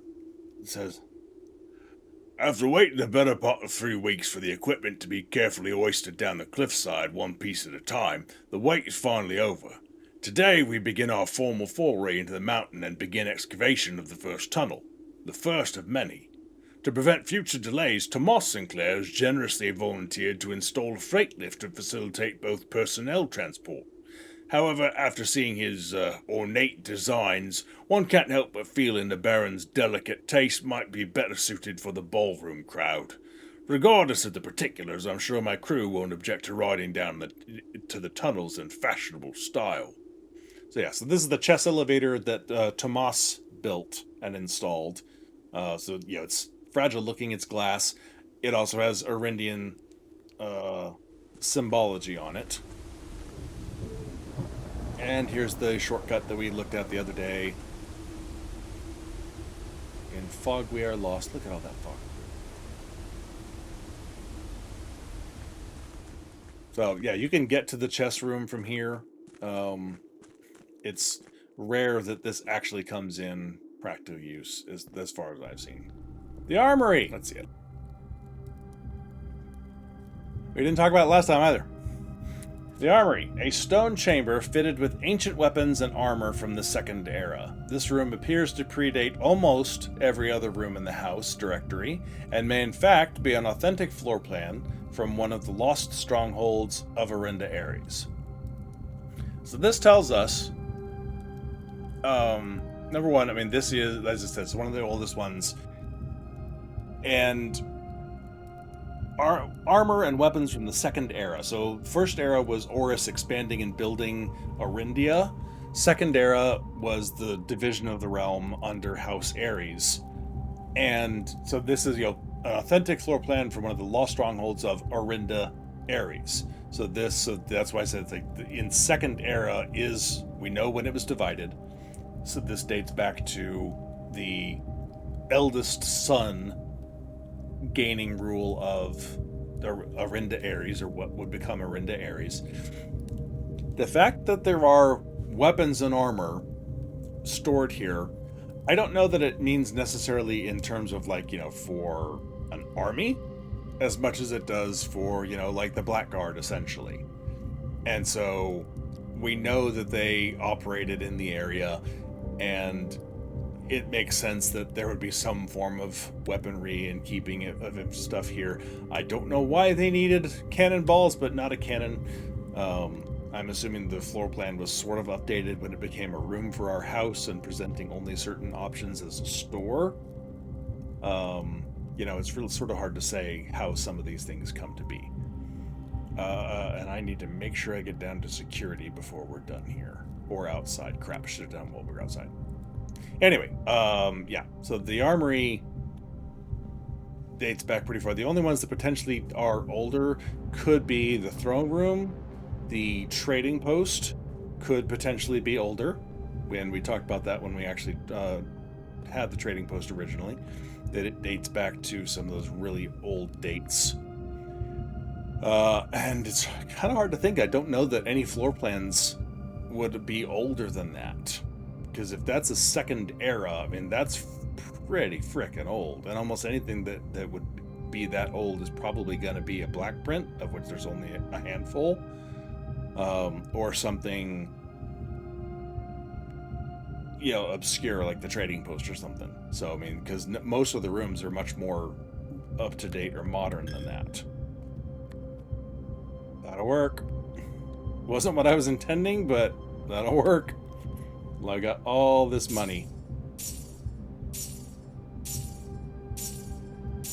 Okay, never have to worry about the bookshop again. Hi, recording me from the future, or rather editing me. I completely forgot to talk about the bookshop while we were here, and since I bought all the books, I have no intention of ever coming back here necessarily, so I figured I'd better and do this and fill in the gaps. Bookshop. Nope, I gotta be in the right thing here. There we go. Sorry. The bookshop. This cozy little bookshop is often tucked away in the more secluded corners of the estate, giving guests a little opportunity to appreciate the curated selection of equally rare books it offers. Titles purchased in the bookshop will be automatically added to the library's book request form, which fittingly is the only room in which case this rare floor plan can be drawn. So that's the first thing that not everyone catches on if they don't read the room directory, which not everyone does, that the library is the only way to get the bookshop. And so I've seen people who go days and weeks in the game and like, oh, I just need the bookshop. Where's the bookshop? I can't get the bookshop. Oh gosh, I'm drafting yellow out of a secret passage. I have king power yellow, like all the different things like they could do to affect it, but they're not drafting out of the library, so it doesn't do them any good. And I don't know if there is a way if you could force it with, by drafting all the yellows and then doing a king power out of a secret passage and like doing everything all at once and forcing it. I'm pretty sure I've tried and it didn't work. That doesn't mean it can't happen. That just means it didn't happen for me. But in general, yeah, only out of the library. And which is interesting, but it also could help explain how Von Margle never found his way in here to buy the complete version of Orinda, or perhaps it wasn't there yet. We don't know if this book, if the bookshop was in the directory at the time Von Margle was on the estate. That would be one way to keep him from getting the complete history version, the first edition. We do know he was here twice at least. Obviously, he was probably here a lot more times than that, but he was specifically looking for that book and checked the redacted one out twice. And so he would have been interested in that. So either the bookshop was removed, or he never caught on to the fact that that's how he needed to do it to get it, or we don't know, because we do know that he was missing 22 rooms out of his directory or something like that,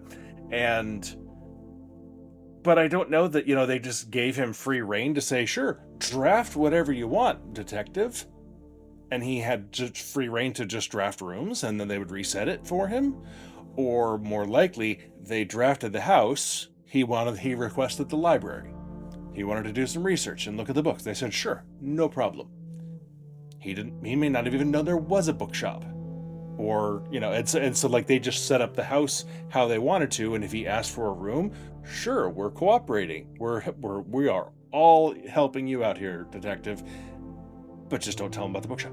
And since he's not the one drafting, that would probably be the smart way to do it, because he would have to know it exists first. Anyway, obviously the books you can get here, there are quite a few. On this account that I'm running right now, I still haven't got a new clue. But there in the background you see the three mountains that we've seen elsewhere, like in the gift shop. That's sort of a non-stylized version of the Mount Holly, it seems. I don't know why it's different.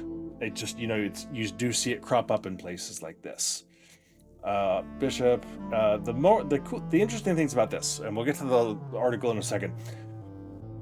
And everyone who's played long enough in this game and pays attention has probably seen this. If you look at the room director here, and I think, did they change it? No, they didn't. Okay, sorry. It's just rotated from the last time I saw it. This corner right here, you can see, has the bookcases going in. Well, this doesn't. And there have been so many theories, and people have tried everything under the sun, and probably things that aren't under the sun, to try and figure out how to open that. and this is one of the running theories, is this looks an awful lot like a Morjai arrangement. And so people have tried drafting this arrangement somewhere, or solving, like, what would it look like if you solved it. I don't know if anyone's I don't know what they do with that information, but yeah, obviously the books here are not interactable. That'd be amazing if they suddenly were. But that is one of the many theories that people have had, is if they could draft the right rooms in the right order and arrange it in this sort of layout, then maybe that would open. I do know that in the free roam mod, and you can, I did not have it, I don't have it in the free roam video that I have, unfortunately, because I couldn't get the friggin' bookcase. Bookshop, I mean. But I did go back behind that. There is a physical space back there, which normally in this game only exists if there is a reason for it. There's not a physical space back there, and I mean by that, like, there's a floor pattern, not just a void of space. Pretty sure, if I remember correctly, there's a void behind that one. There is not behind this one. The wood pattern continues. There is a floor back there. So there could still theoretically be something to this room that no one's discovered yet. Maybe you'll be the first. Anyway, so the last thing that's really in here that is officially of note, and yes, we've tried to click on every friggin' book in this place. The article here, and the one thing I will note about the article is it was changed during an update. Early players, and I'll talk about it in a second, sorry. The Reddington Herald. A new clue sold out in hours. It should come as no surprise that the latest book from local author Mary Marigold is breaking literary records and making headlines even in absentia. The release of her new book, A New Clue, comes only 14 months after the distressful report of the author's mysterious and unexplained disappearance. Her current publisher had issued a statement debunking the conspiracy theories surrounding the book's recent announcement, stating the writing of the book was completed and well into the editing stages many months before the disappearance. In addition, the publisher has revealed all of the proceeds from the first edition sales of A New Clue will be going to Lasting Hope, a non-profit organization that aims to provide resources and intel in the investigations of missing persons. Still, the timing and conveniently mysterious title of Marigold's third book has left many cynics denouncing the book and her disappearance as a cheap publicity stunt. Detective Bon Margall, who many theorize may have been the inspiration for A New Clue, was quoted only as saying that the book was unintentionally accurate. Regardless of their opinions, fans, pundits, and cynics alike were standing together, elbow to elbow, in bookshop queues this morning, eager to get their hands on what may very likely be the last words ever published by the missing author. Okay, so the things to note about this: the 14 months there originally said 4, and in my history of Orinda, or not my history of Orinda, my complete history video prior to day 1, my screenshot still had 4 because I took it early on, and I never had cause to come back and question that. And so I racked my brains trying to fit 4 months into the timeline we knew, and came up with kind of a half-finagled explanation that only made sense if you really, really, really, really tried. And then someone pointed out, hey, they fixed that. So, but yeah, so that was originally 4 months, which just doesn't work. But 14 months does work just fine. And let's see, I should have the timeline up over here. Yeah, because if she disappeared in February of 87, this came out in 88 sometime, so 14 months later would have put this in April of 88. Yes, I'm not going crazy, right? Yeah, April of 88. So the math finally does work out there. What this does reveal, though, is that, first of all, their publisher, Sundial Publishing, convenient name for that, was clearly in on what was going on and knew about the timeline and that she clearly wasn't working on this, because it wasn't finished. It wasn't well into the editing stages before she disappeared. She had maybe come up with ideas, but had not put Bon Margall in there, or God knows what else, by the time she disappeared, because she was still working on it, months later while they were planning for the heist. So the publisher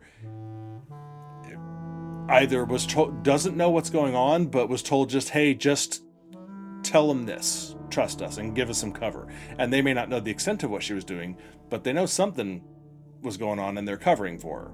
Also, in the draft copy at least, there's a lot of awfully suspicious comments in there that if that's what made it to the publishers to clean up and actually put into the published version, they can't help but be deliberately covering and know something about what's going on with the heist.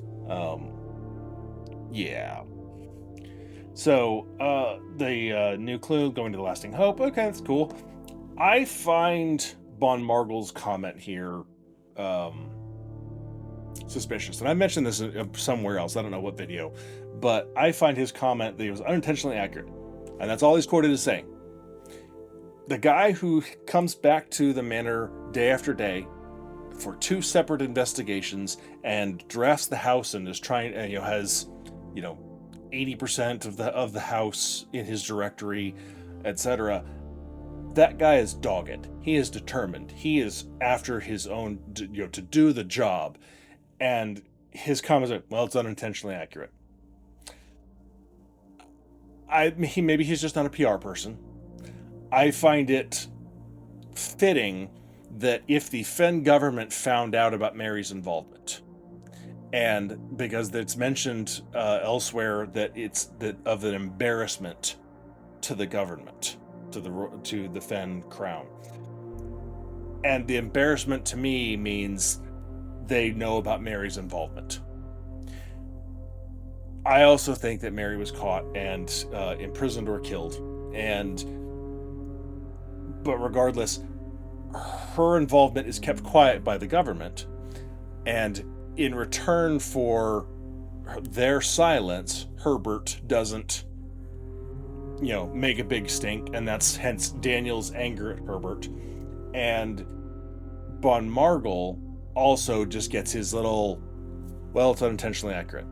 And just, it's like, someone that dogged can't be happy about having to let go of something, or maybe he didn't let go, he solved it, and he's just, it's just, there's something that doesn't jive with the personality that I see in his investigation and this clipped little comment for the newspaper. And so I think his silence is part of the government's cover-up of Mary's involvement in return for Herbert staying quiet, etc., that it all sort of meshes together. That's what I think, at least. That's very, very much open to interpretation, though.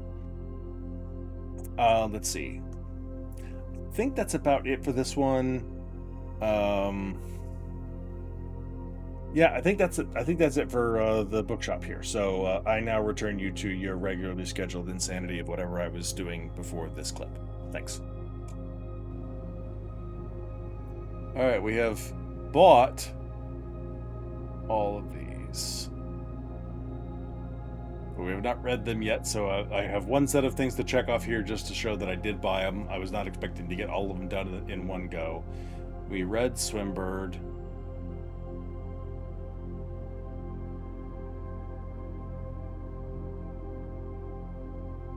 Okay. Alright, well that takes care of that. Now we need to go backtrack and find a computer really fast.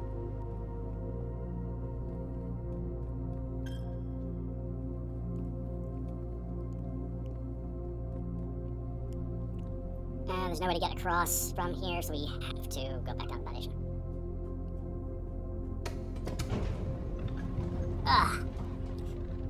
Yeah, bookshop, that was unexpected. As I said, I was aiming for I was hoping to get a conservatory.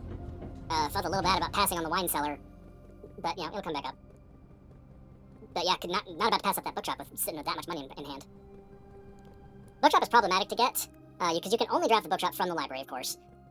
You can increase your chances of getting it if you have a hall pass, and I think after you have room 46 or something, that may be one of the things that is adjusted, that becomes with a hall pass, you have a 100% chance of having the bookshop available drafting from the library. I read something along those lines, but I've never tested it, so I can't speak exactly as to the veracity of that, but... It's something like that. Alright, what am I going to be talking about here? Mailroom! Okay. Doesn't really change the lore of the mailroom. all of them are, they stay tomorrow. They don't change the description, except at the very end of the description of the mailroom it says, now with same day delivery, now with freight shipping, now with no contact delivery. Like, it just adds one line to the end of the room description. Freight shipping's fantastic.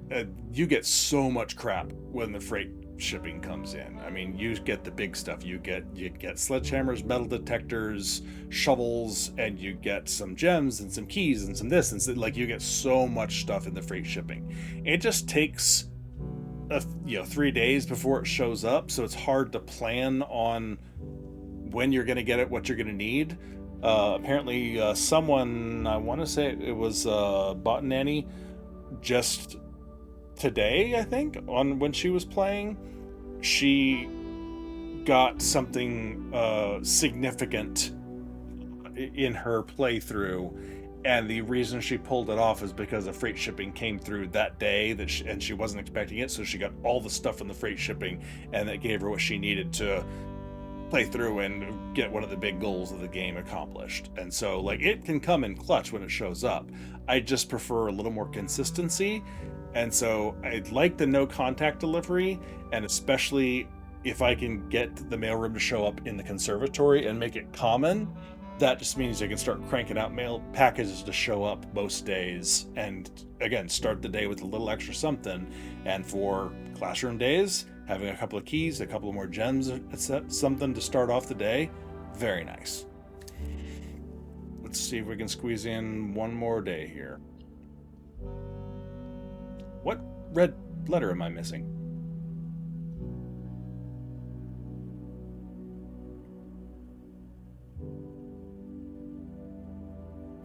Frickin' shelter. Because I set the date and then forgot to go back and see it when we had the shelter in one of the previous episodes.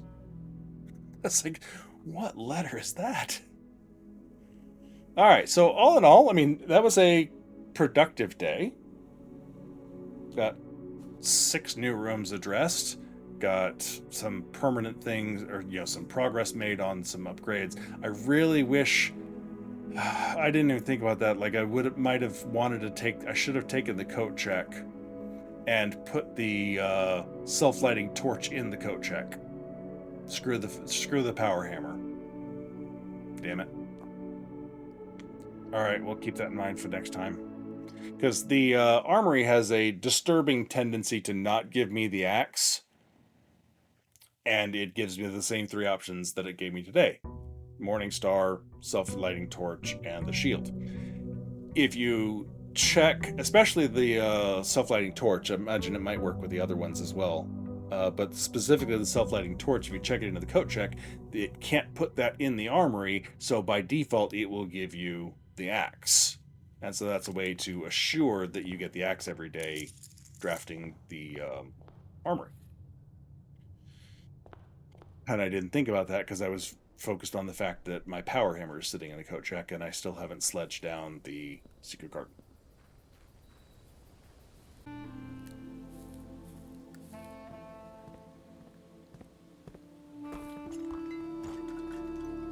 Alright, we have now power sledged down.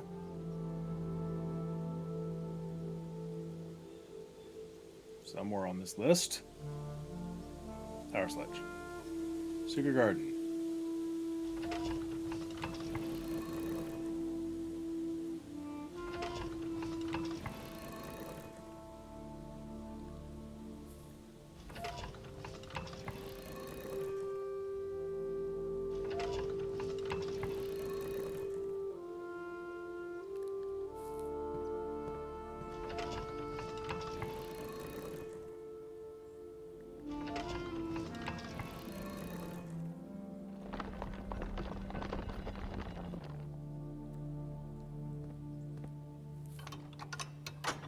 And we have officially pulled Secret Garden East.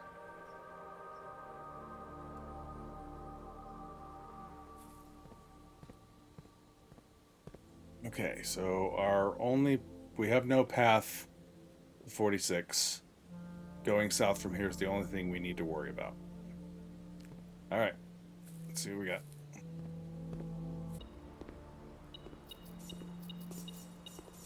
By the way, if you ever have a bingo tile for playing Blueprints Bingo and you need to drain water to claim money, that's a valid way of doing it too. Not just the fountain. You don't have, and that one gets you more because you don't have to have thrown any money in there first. All right, we get our first opportunity to axe.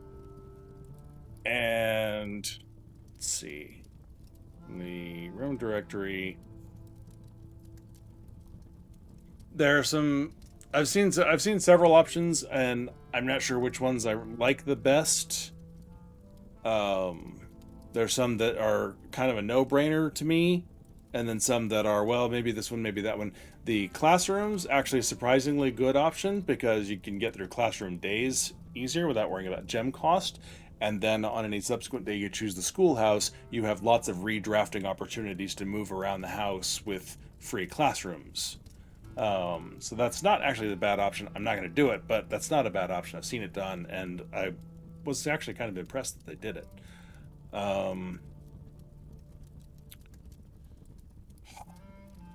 I don't have the attic yet. That's one of the ones that I like to axe. Cloister's another prime option. Passageway's a good one as well. Especially I have 2 passageways, so that's free 4-door access. That's not a bad idea.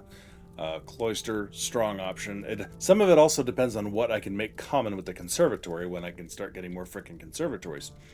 Lawn, no, what am I missing in the shops? Showroom, okay.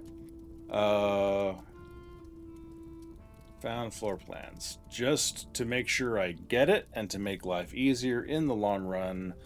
Throne room is one that I will be axing. I think first I'm going to go ahead and do the cloister. If you get the upgrade disc for the Cloister of Draxus, it removes the gem cost, and the Cloister of Draxus is free.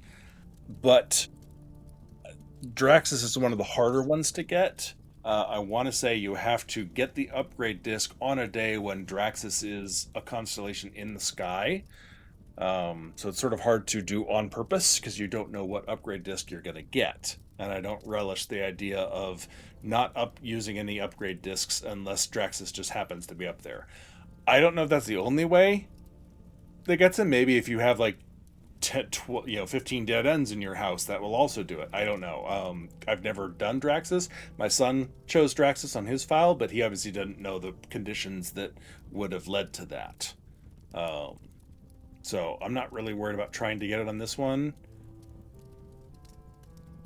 Cloister is just a really great room, and especially once you get the upgrade for it, you can get some really cool stuff going from it.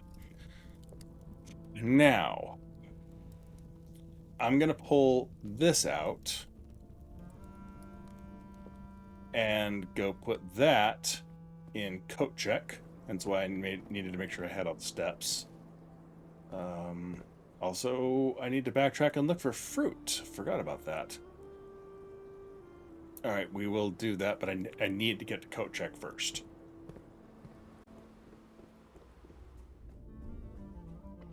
And then we made foundation out to save a couple of steps, and then go look for fruit. Alright, we're gonna check the Morning Star, and that should make the self-lighting torch appear and the axe appear the next time we get the Armory. That will help ensure that we get the axe for a couple more days. Okay, so I already went back to that one. It wasn't drafted yet, so foundation 1, 2, 3, 4, 5 to get back to the Armory, and then we're back in rooms that should have fruit. That's fine. We squeeze in one more day? Probably. We're gonna try. Alright, Swimbird, you need to bring me good luck, buddy. Say hello to everybody. And bring me good luck. Rub the Swimbird belly.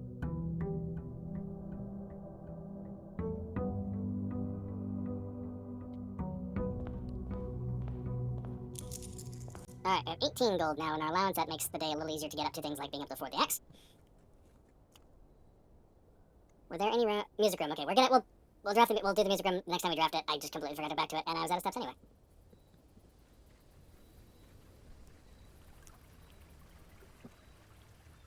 Alright, shelter, so we can get that taken care of.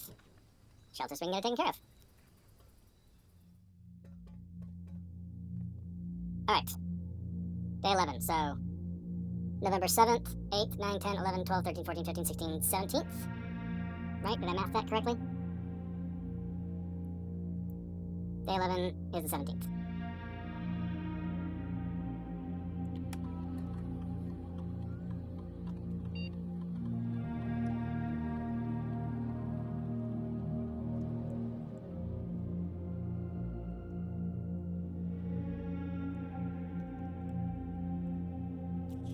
Because the sooner I can get the axes taken care of, the sooner we can move on to other chest powers that are far more useful and interesting than just being able to give us the armory. Now we're talking. Okay. Trash digging requires shovel. It's best exploited on days when you have the root cellar, which obviously is not an option today. Or when you have Blessing of the Gardener, also not an option today. So I don't doubt we could find some if we also had a shovel, but we can also get some pretty good distance out of the fireplace going into a day fresh. So that's probably the one we can count on the most. And having said that, now it's going to give us a shovel almost right away and lots of dig spots with trash. That's one way to assure that you're going to have a lot of trash when you have dig spots, is to choose the experiment that doesn't do that. You can almost guarantee yourself that you're going to have a lot of trash when you dig.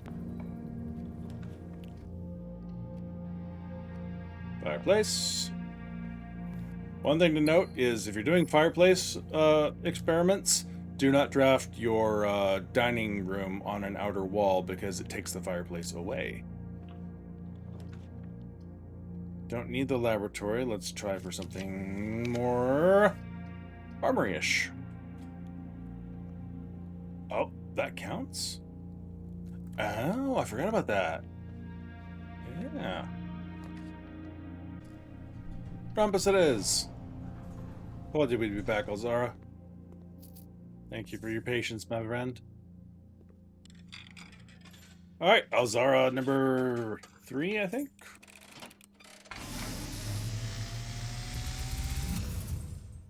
And as it was. Ah, yes, the creepy one. I am awakened at the sound of a dropping coin. You find yourself face to face with the great Alzara. And I suspect you wish me to look into your future. Yes, the fog is clearing. I see a shadow in the doorway. Silent footsteps in the hallways. An unlatched gate you did not open. A missing item you did not take.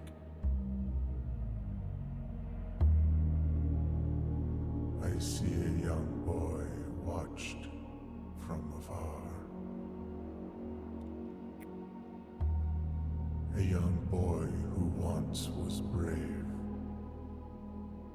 but now afraid.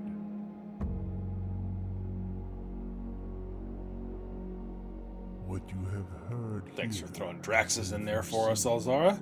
Not at all concerning. by the great Alzara. Until the dawn of the following day, I will have nothing more to say. Arguably the creepiest of all the Alzara visions, which are not exactly uncreepy in themselves. The figure standing in the nursery, coming into, what was that, the dark room, I think. In light of my theories ongoing about, that Clara and Simon lost a child, there may be something in there to that. I mean, that's the the hidden shadow in the doorway, and the fact that the thing ends with death, with Draxus there. I had not thought about that vision potentially tying into that theory about their lost child. Obviously, we see an adult there in the hat, which I think a lot of people have tried to tie to Bon Margul being around the estate. Possible. We don't know. I mean, it's there. That one is particularly ambiguous. There's a lot in there that just doesn't necessarily tie into other things. And the missing item, you didn't take the images from that front table, which is, and I think the missing item is like the lantern or something. And the gate you didn't open. There is one open gate, but is it that literal? It's like there's a lot of little things in there, but it's really hard to sort of make sense and tie that one in particular, I think. They're all obscure, but that one is sort of extra obtuse in my opinion. All right. Okay, normally I would go music room, but we lost the upgrade disc from the Great Hall, and we should have everything unlocking automatically right now. So let's go see if that works, if that paid off. Where is security? Still just straight down. Okay, I thought. Okay, right, now.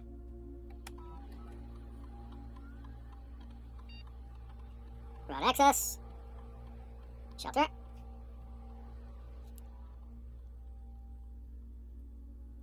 Radiation. There we go, we should be good. Plenty. We might have been able to do it at 4, but... Alright, now we're in business. And we have the foundation to quickly exit, so when we get over to the foundation, I think we're going to take that opportunity to head out and hit up the shelter outside.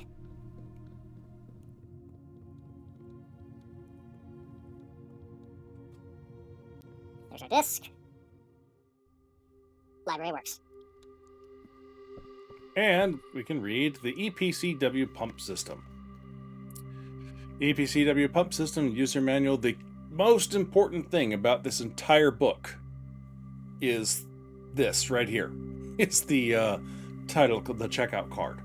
Because this is Gene Ribbon and Paul Withers, also known as Marion Marigold, Mary Jones, Mary Epson, aka Mum, and Paul Withers is Philip White. And those are the pseudonyms that they use that we've discussed in the Blackbridge Grotto with the admin logs, the secret admin logs.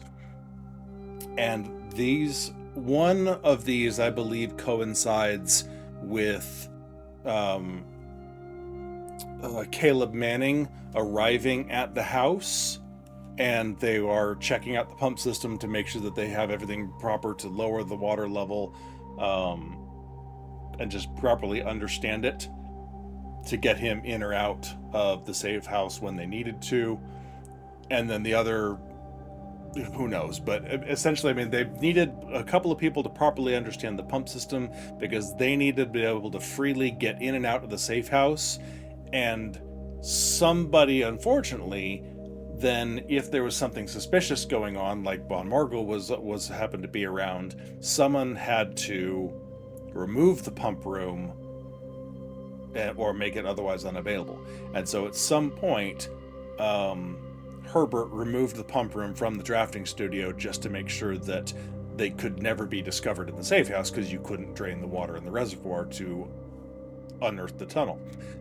And so, or you may have, left it drained, and but that would have been silly, because then you could see the tunnel if Bon Margul had made his way underground. So my assumption is that he left it high and flooded, and then was just blocked off so the water couldn't get in. That's one function of that whole safe house area that has never made a whole lot of sense, is when the water is up, it freely goes down that tunnel. There's currently no door on that place, which means the water should theoretically flood the safe house. Maybe it had a door and could lock off watertight, That seems very bizarre, though. So the idea of flooding that tunnel and the entire train station, and God knows where all that water's going to go, that one's always struck me as a little strange. But one way or the other, the pump room was removed to prevent Barn Marvel from discovering them down there. But one of these two, I would think, would probably align with Caleb Manning coming and rejoining them at the safe house from where he had been away in Fierstrom Miraja, where he sent them the file and all that other stuff we talked about on that other day. But the other important thing here is that you see your mom using this name specifically, and it's in her handwriting, I guess you could say, and so this is one of the only clues that might give you the indication she was here on the house manor under a pseudonym. Maybe I should try that in the Blackbridge Grotto. It's the only way I've ever seen anybody come to that conclusion is, hey, we've got all these names, let's try them. And like I said, I don't know of another way that you could come to the conclusion to try Rib J in the Blackbridge Grotto. There's no clue actually hinting you towards that, except let me try a bunch of random names that I found around the house, including these. And Paul Withers doesn't work, but Gene Ribbon does. So, the EPCW Pump System User Manual, Pool Series 8. The EPCW pump system is engineered specifically for the luxury requirements of today's indoor, in-ground swimming pool and spa. The EPCW system is also expandable, allowing you to use multiple pumps to control the water flow and volume to several different designated tanks and aquatic house features, be it aquarium, fountain, or good old-fashioned swimming pool. Quick note, because I forgot to mention it on the other day, there is no publisher on this book either. Maybe because it's a user manual, not an actual book, but since the idea of publishers has come up, worth pointing out. Water control panel. Whether you're using a single tank system or an array of pumps, the water control panel serves as the central hub to your EPCW system. The panel is fitted with a number of buttons equal to your own home's needs, one button for each different water source on the estate. The function is simple. Press a button to select the water source you would like to adjust. For example, if you wish to drain or fill your pool, simply press the button labeled Pool. Regardless of the number of pumps or water sources being used, water can only be adjusted from a source if its corresponding button is selected. After you have selected a source using the water control panel, the next step is to set the pump associated with that source to a pump either in or out. This will initiate water flow to or from one of your supply tanks. Controls water flow direction. Okay. A pump may be connected to more than one tank, allowing you to store and retrieve even more water. Recommended for cleaning larger Olympic-sized pools. Interesting that they have the Olympics here. In these cases, the tank a pump is using can be changed by a simple flip of a switch. Quick start guide. Use water control panel to select water source. Use pump lever to set water flow direction. Yeah, that's about as simple as it gets. So, you can figure all that out very easily by poking and prodding at the pump room. So the purpose of the manual there is almost certainly just to get you to see those names, and what better place than the pump room controlling the water flow that stops access to and from their hiding place.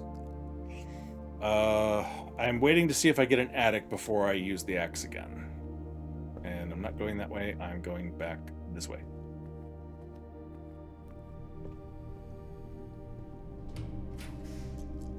Hey, there's my axed cloister.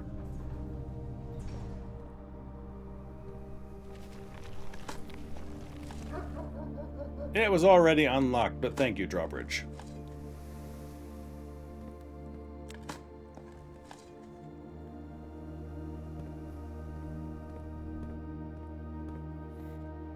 Okay. Don't have a vault key, so that doesn't do anything. But we can hit up the Dovecote. Okay, the Dovecote. A towering loft serving home to many of the feathered locals of Mount Holly. As a devout bird watcher and amateur ornithologist, Mary had petitioned her uncle for years for this to be built on the estate. So, A little bit of lore about Mary herself. The blue tent memo for the Dovecote is: 3 members of the Sinclair family have attended school overseas in Korarica. A relevant blue tent memo for this room because of the letters we'll see in a minute, where when Mary went overseas to school in Korarica, to university, presumably to the drafting studio as one of the Sinclairs to attend, although she was not by surname a Sinclair, still. She's in the family, so it depends on how you want to count that, because we don't know 100% for certain which 3 it's referring to. But anyway, when she went over there, she took some doves with her and sent messages home. Sadly, most of the doves passed away. There are theories. I've seen them. I have not looked at them in depth, though I can't speak to them, but in general, I reject them. Just a little bit I know that these letters are referring in some way to other children of Blackwater. If you're interested, look them up. I don't know them, and the little bit I do know, doesn't sound like something that I am on board with, but that's just me. Okay, here we go. So this is the relative beginning of the school year, because this is September of 1974, which would have been Mary's first year abroad in university, as far as we can tell. That puts her at, let's see, timelines. She was born in 58, we said? Yeah, in 1958. So that would put her at 68, 10 years old. So this is her at 16 years old. And so, yeah, so that would, so early to go off abroad to university, but okay. She's obviously a bright kid. Maybe she got early admission. Anyway. Dear Mother, if you're reading this, then that means Junie made it home safely. I imagine he's going to be quite tired after such a long flight, so make sure he gets some rest or treats and rest. School is going well, though I do miss you terribly. Unfortunately, even though the dean gave me permission to keep my birds here on campus, I'm afraid it's getting a bit too cold for them as the semester marches on, so I've made the decision to send them all home before the winter months arrive. All that to say, expect some more letters soon. Dotingly, Mary. Now, not quite a month later. Dearest Mother, this should be the 5th letter you've received from me this month, though I know statistically it is unlikely that every single member of my flock has found their way home. And please, please don't tell me if they didn't arrive. It's going to be hard enough now that I am truly on my own. In other news, my classes have been engaging and I'm slowly making friends, so please ignore the dramatic despair of my previous letter. Things are indeed looking brighter, but I still maintain that 3 years is too long a time to be away from home. Mary. And now we fast forward. So this is after she has presumably married Daniel, but they are moving in together at the very least, and have moved back to Reddington, gotten a house, and so we don't know the exact timing of this one, but let's see, where do I have written down here? This should be in at least 1978, because 3 years of school puts that in the school year from 74, 75, 75, 76, 76, 77, and unless she met, married, and came to shack up with Daniel, or shacked up before marriage, whatever, immediately, and came home, 1977 would be the earliest year that she would have come home, that summer or that fall, depending on her travel plans. So I would put it at least 1978. She may have met Daniel at school, because this is 16, 17, 18 years old by the time she leaves Korarica school. So she is at least legally an adult, as we would know. We don't know their legal standards. So at least 1978, so 19-ish years old at that point, but probably maybe a couple of years after that. Well, maybe not, because 1979 is when Simon was born. So 1978 it is. yeah, they didn't really waste time. Mary was young when they got married. Yeah, because Simon was born January 28th, 1979, and so if Mary's was 18 years old and her school year ended in 1977, that spring-ish, that seems to line up with what they tell us, then somewhere between that spring and January, a year and a half later, she marries Daniel, moves in with Daniel, and gets pregnant with Simon.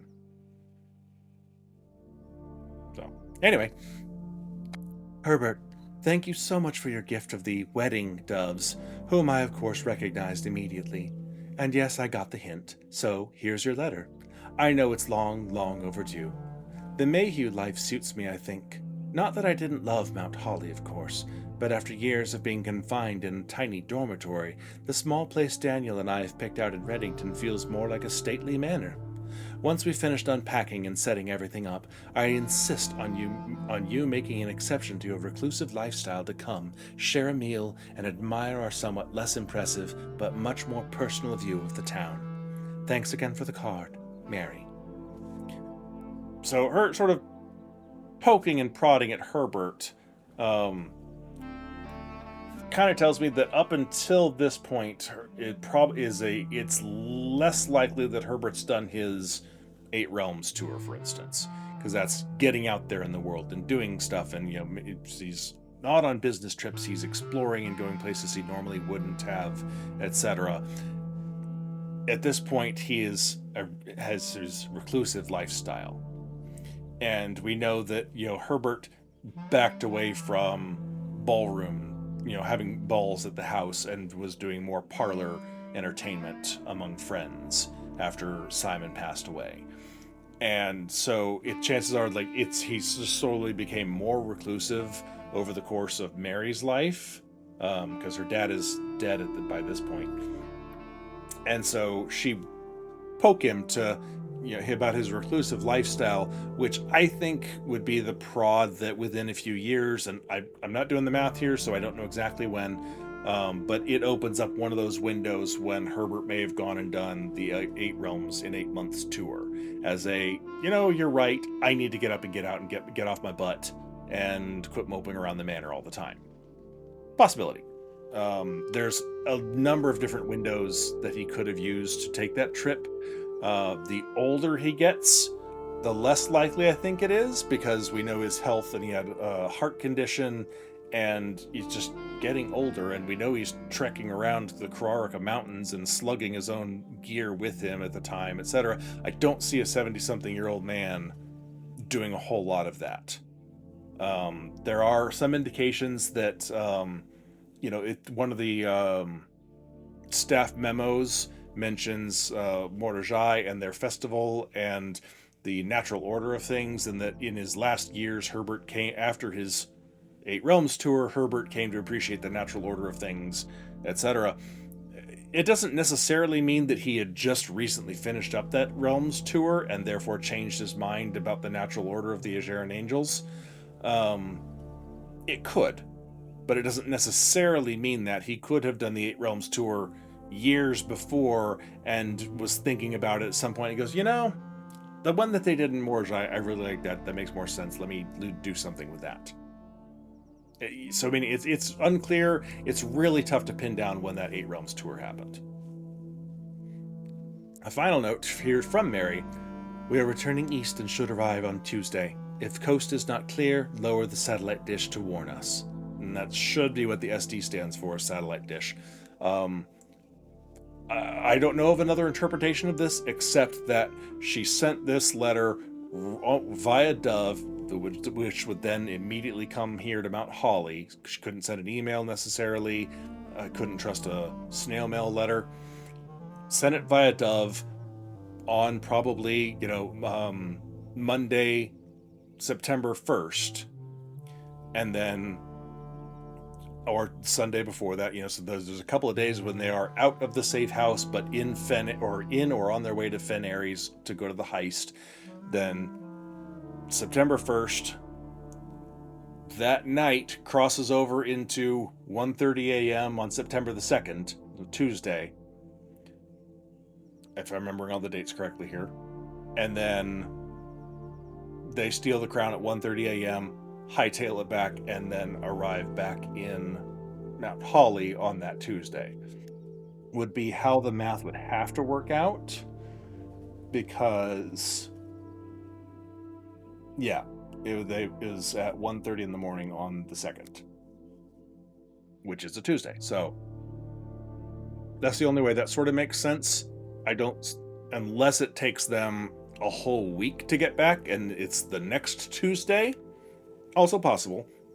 I know they obviously would want to get back immediately and get into the safe house safely again, because by the next day, the Wednesday after the theft, September 3rd, Von Margle's already on the estate checking out books and investigating again. So them arriving at the estate could make sense if it took them another week or several days to get back. And so this is if Von Margle or anybody is still there, if the coast isn't clear, lower the satellite dish so we know to stay away. Because I wouldn't expect, and in my history lore video, the timelines, I initially said that by this, what I just said now was that on the September 2nd, they got back to the Mount Holly and immediately went to the safe house. This actually could make more sense that it took them a few days to get back, because if Von Margle's already there by the 3rd, I don't know how fast transportation is here.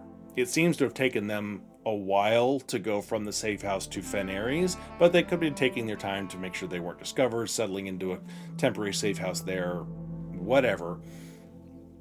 But we don't know if you can get from Aries to Mount Holly in the course of a day while you're trying to remain inconspicuous.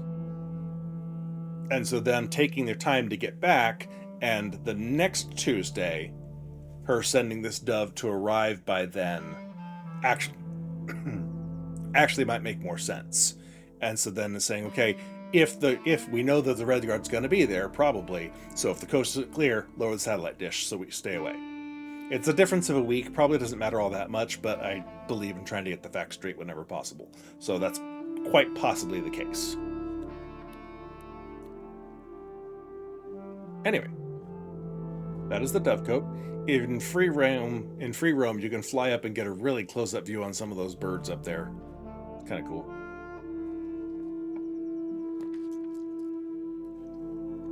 Okay. What am I hoping for here?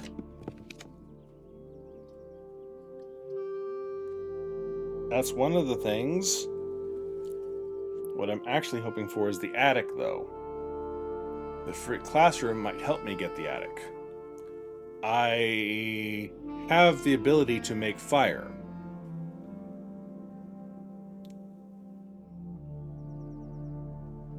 Alright, we'll make fire, because we can take care of the freezer all at once.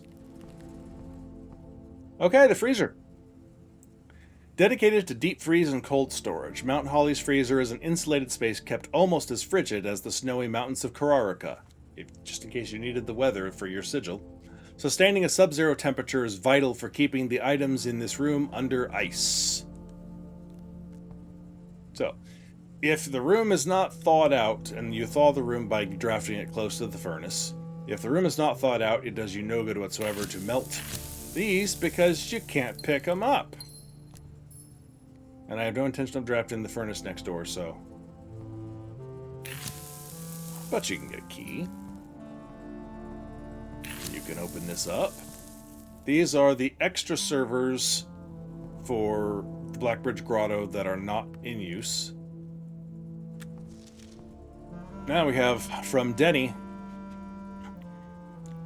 The network servers are finally out of cold storage, or at least as many as we could fit in the surrounding walls of the grotto off the East Drive. The last few days have been very busy, but I'm glad I was able to take a short break from gardening to help Randolph install the network. It was, after all, the least he could do, since it was I who suggested the final location. We decided we're going to store the 2 unused servers here at Mount Holly's freezer. They should serve as readily accessible replacements should any of the primary consoles fail. Denny Ravane.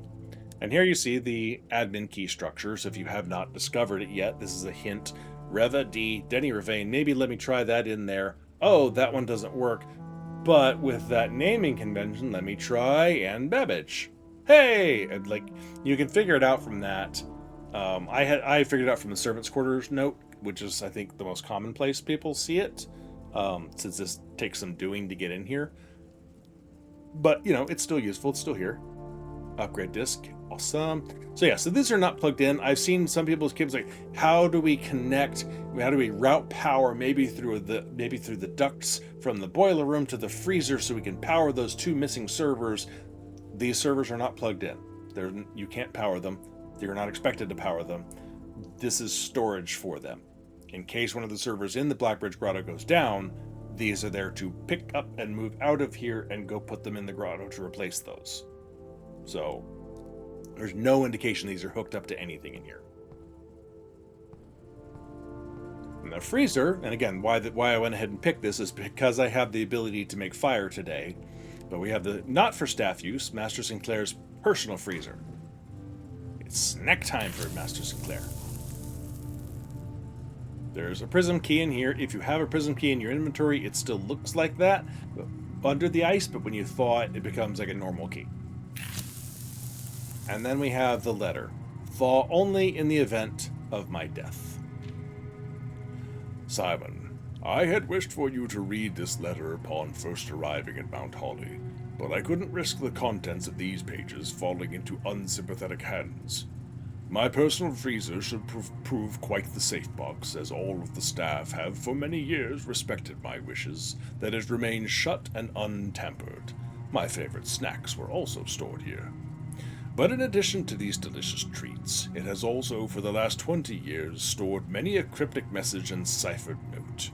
This nondescript cooler is in fact a dubious frozen postbox of chilled secrets. Have you heard of the children of Blackwater? I have no idea how forthcoming your father has been about the details surrounding your mother's final chapter, or the role he thinks I played in that end. I have always denied involvement, to him, to the detectives, to the Crown, and now to you as well. But can I honestly say I had nothing to do with her disappearance? And yes, I speak of disappearance, not death, for I too cling to the hope that our fears are unfounded, and have occasionally, from time to time, caught fragments of information that bolster this belief. Fragments of information that have cost me plenty, for our country is never short of opportunists and blackmailers. Still, as I am now dead, I don't want this knowledge to be buried with me, even if that means passing the burden of these fragments on to you. Even if that information may weigh even heavier on your head than the crown involved. Unfortunately, this information is a little too precious to entrust entirely to this freezer, as I am not too confident that the sanctity of my snacks will extend beyond my life. I have always found it best to use multiple baskets when it comes to incriminating eggs, a lesson that I recently learned again when a member of my staff betrayed my confidence.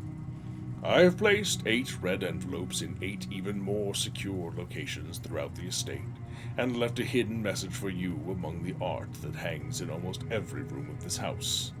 This message is the key to unlocking those secrets, but you must be open in your interpretation, as the message itself harbors multiple double meanings and hidden entendres. One final word of guidance. The safe combinations you are seeking will not be found in writing on this estate, so I hope you haven't been wasting too much time jotting down random invoice numbers and dates. Only by deciphering the many meanings of the 44-character message can you hope to unlock its many secrets. To each their own letters, Herbert S. Sinclair. And then you get the layout of, if we count small gates, 8 crack 8 safes to help you figure out that's what's going on here. So again, like there's a few things tantalizing in this. Of the children of Blackwater, have been referred to, and I know there's one interpretation that I mentioned before. I think that the black water refers to ink, and the children that we know of seem to be writers or publishers connected to the writing and publishing industry. So that's as good an interpretation for the name as any. And we don't know what RLCF stands for. There are theories, but nothing I've seen that seems more likely than any other. Mary's message in the safe house that we'll get to states that, the people who knew her, most of the people who knew her think she's dead, and the people who knew her best think she's disappeared or something like that. And her husband presumably thinks that she was gone then, according to that interpretation. We don't really get enough information from Daniel's letter to Herbert to really glean exactly what he believes about the whole scenario. My interpretation of his words and others ties into that Mary is dead, and part of it here is this letter, I think, speaks to the possibility that she went south and is now the ruler of Araja. She took up the JRE line, blah blah blah. If she was the ruler of Araja, years after her disappearance, but at some point by this letter being written, she was the ruler of Araja, and that's why her bust is missing, but she's actually the JRE Yenna bust in the foyer, and that whole theory that people have about it. Herbert would not be referring to little tidbits and rumors and maybe and hints and stuff. He's rich enough, smart enough, and probably has enough connections somewhere out in the world with his many business contacts to know if the current ruler of Araja was his niece. And if you maintain that he knows but doesn't want to put it into the letter and so is just hinting towards maybe he's here, I don't buy it. I think of anything, there would be, this might hint towards some place to discover that truth, but nothing we get from anything hinted here leads us to a sure knowledge of Mary's fate.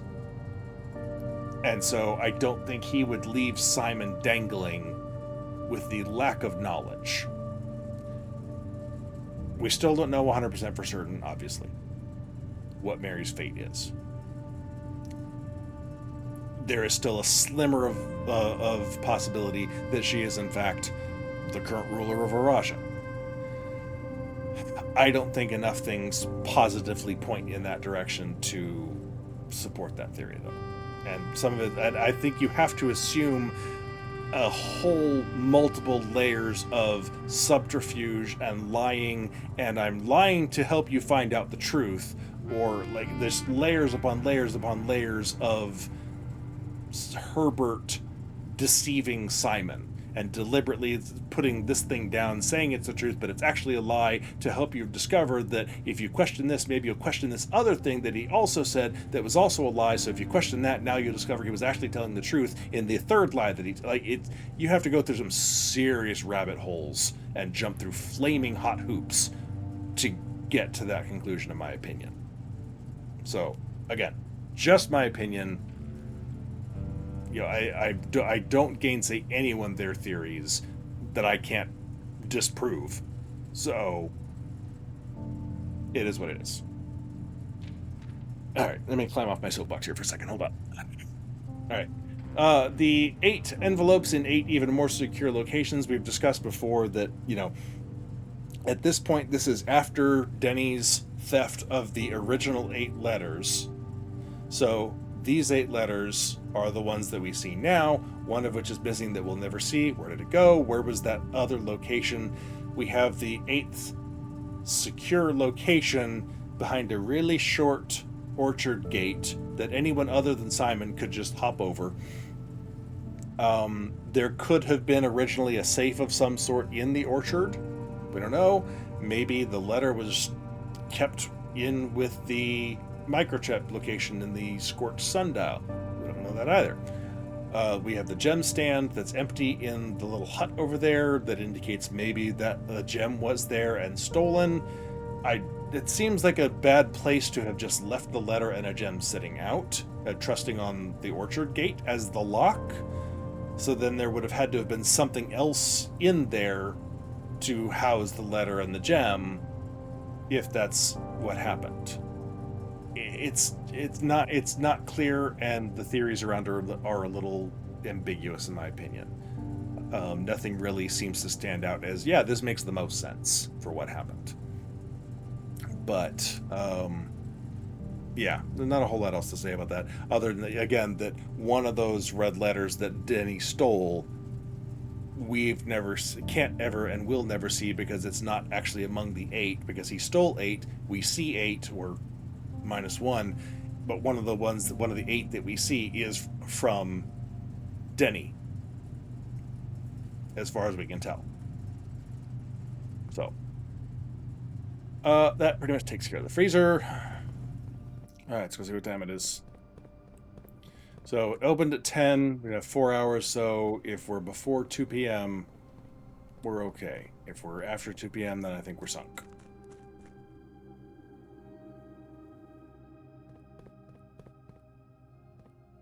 Oh, we're way past. Fudge puppies. All right, so it's 4:30. We'll set it for 6, and then if it takes us long enough talking about room 46, we'll try again.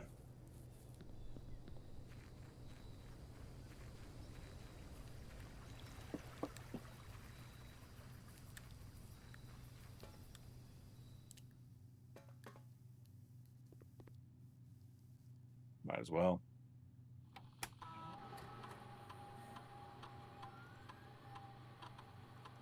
Hallway. Excellent. Okay, this is a good one. And fortunately, it doesn't change the hallway description. There's the only thing that really changes is if you make this a tomorrow room. There's a couple of ways you can abuse the hell out of the hallways of tomorrow room. Number one, if you draft it, you add another one into tomorrow's pools. Now you have 2 hallways that are there. If you draft both of those, now you have 4. Or no, now you have your normal one plus 2. So now you're up to 3. So you can quickly like stack up the tomorrow rooms in your draft pool and have hallways that connect you everywhere. And if you get like the foyer, they're all unlocked. The really interesting way to abuse it, though, is if you get the every time you draft a tomorrow room experiment. That thing can drive your numbers through the roof if you already have the hallways built up in your draft pool. I don't like that particular setup, so I'm not going to do it. I like my locked trunk, but I can very easily see the appeal of that tomorrow room hallway. Oh, I've got another one. Crap. Okay, forgot. Okay, we're going to set this now so I don't forget. Okay, so we're going... It was 6 p.m. Okay. All right, now let's start the other one and see what else we get here. Okay, and the upgrade discs we got were from the freezer and the Great Hall. Oh, closet. I really wanted to try, like, you know, I seriously thought about a Draxus red room, empty closet one here. It's still not a bad idea. The empty closet, I'm like, you get some seriously good stuff. And I may still go with this, actually, because I'm not that afraid of red rooms in general. Oh, screw it. We'll go with that.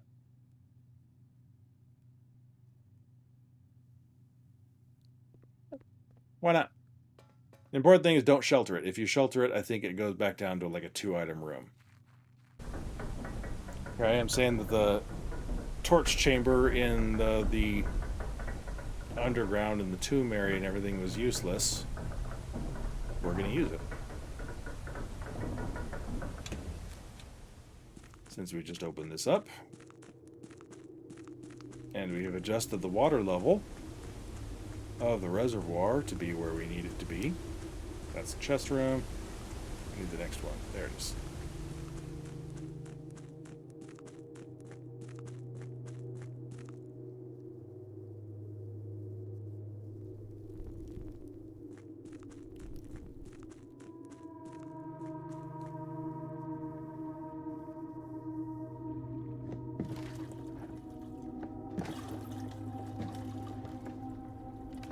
Simon is very trusting to just hop in this thing and push off and hope for the best with no oars. But it's cool that while you're riding this, you can see the tunnel there, and you can start seeing like the steps over here. So you get an indication, wait a second, there's more to this place than I thought. You cannot see the chests from up here with the reservoir this full, though.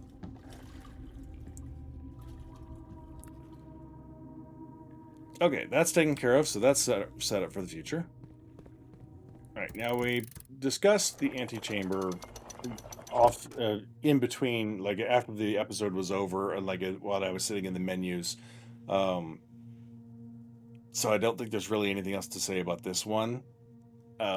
Except we will, once we have monk power, we'll do the thing with the antechamber and the monk power, just so you know. But going into room 46 for the first time, officially. Room 46, the mysterious room mentioned in H.S. Sinclair's will, named only by a number. Despite the house's official blueprint only showing a total of 45 rooms, the words of the legal document make it apparent that a 46th room in the house in fact exists. Finding this room is your primary objective. While on the estate, it is, after all, your bequest. There is quite a bit to unpack in this room. Just for starters, we have Grandma Clara, her ladyship, and Grandpa Simon. And the combination of their two house crests, the Epsom crest and the Sinclair crest, forms Mary's crest.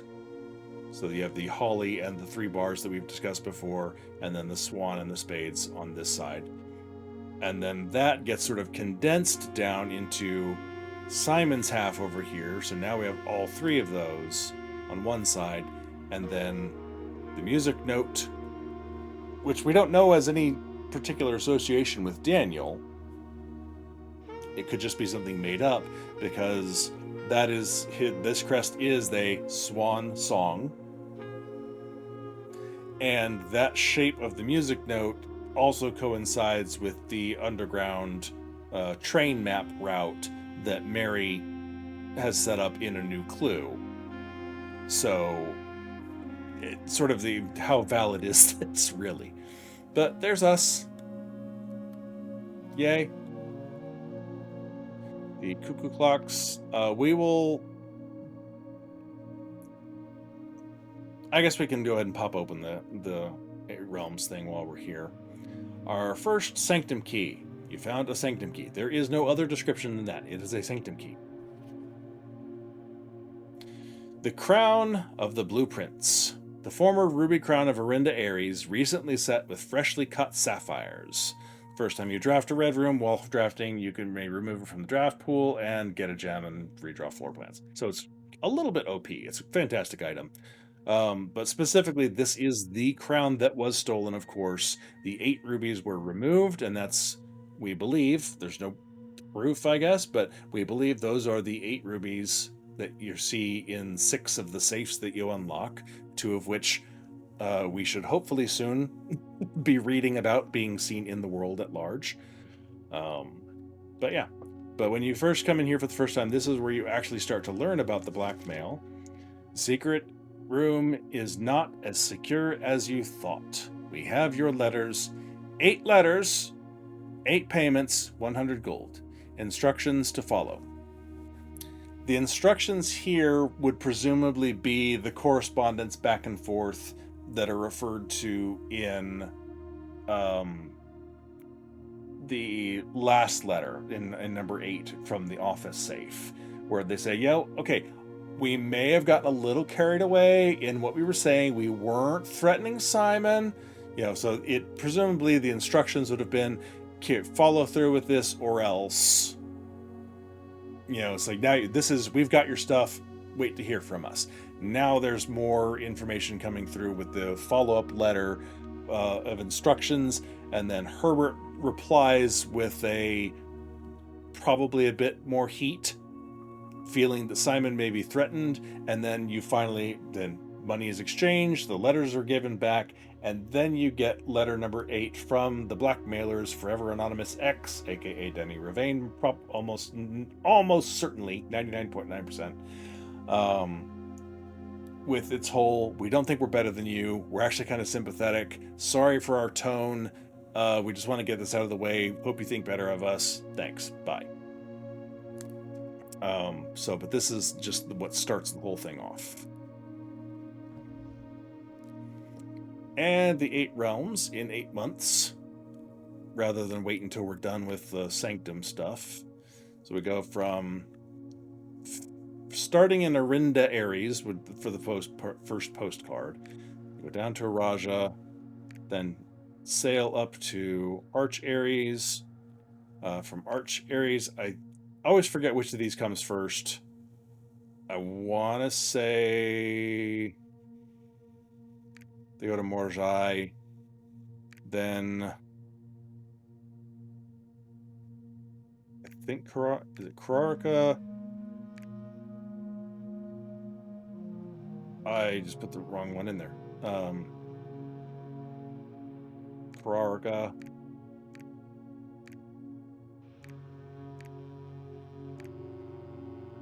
Okay, no, I got them wrong. Probably.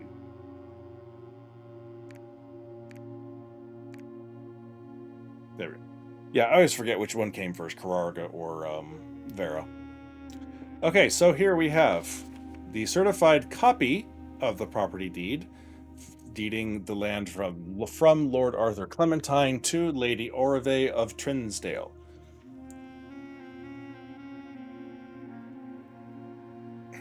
Timing-wise, we don't know.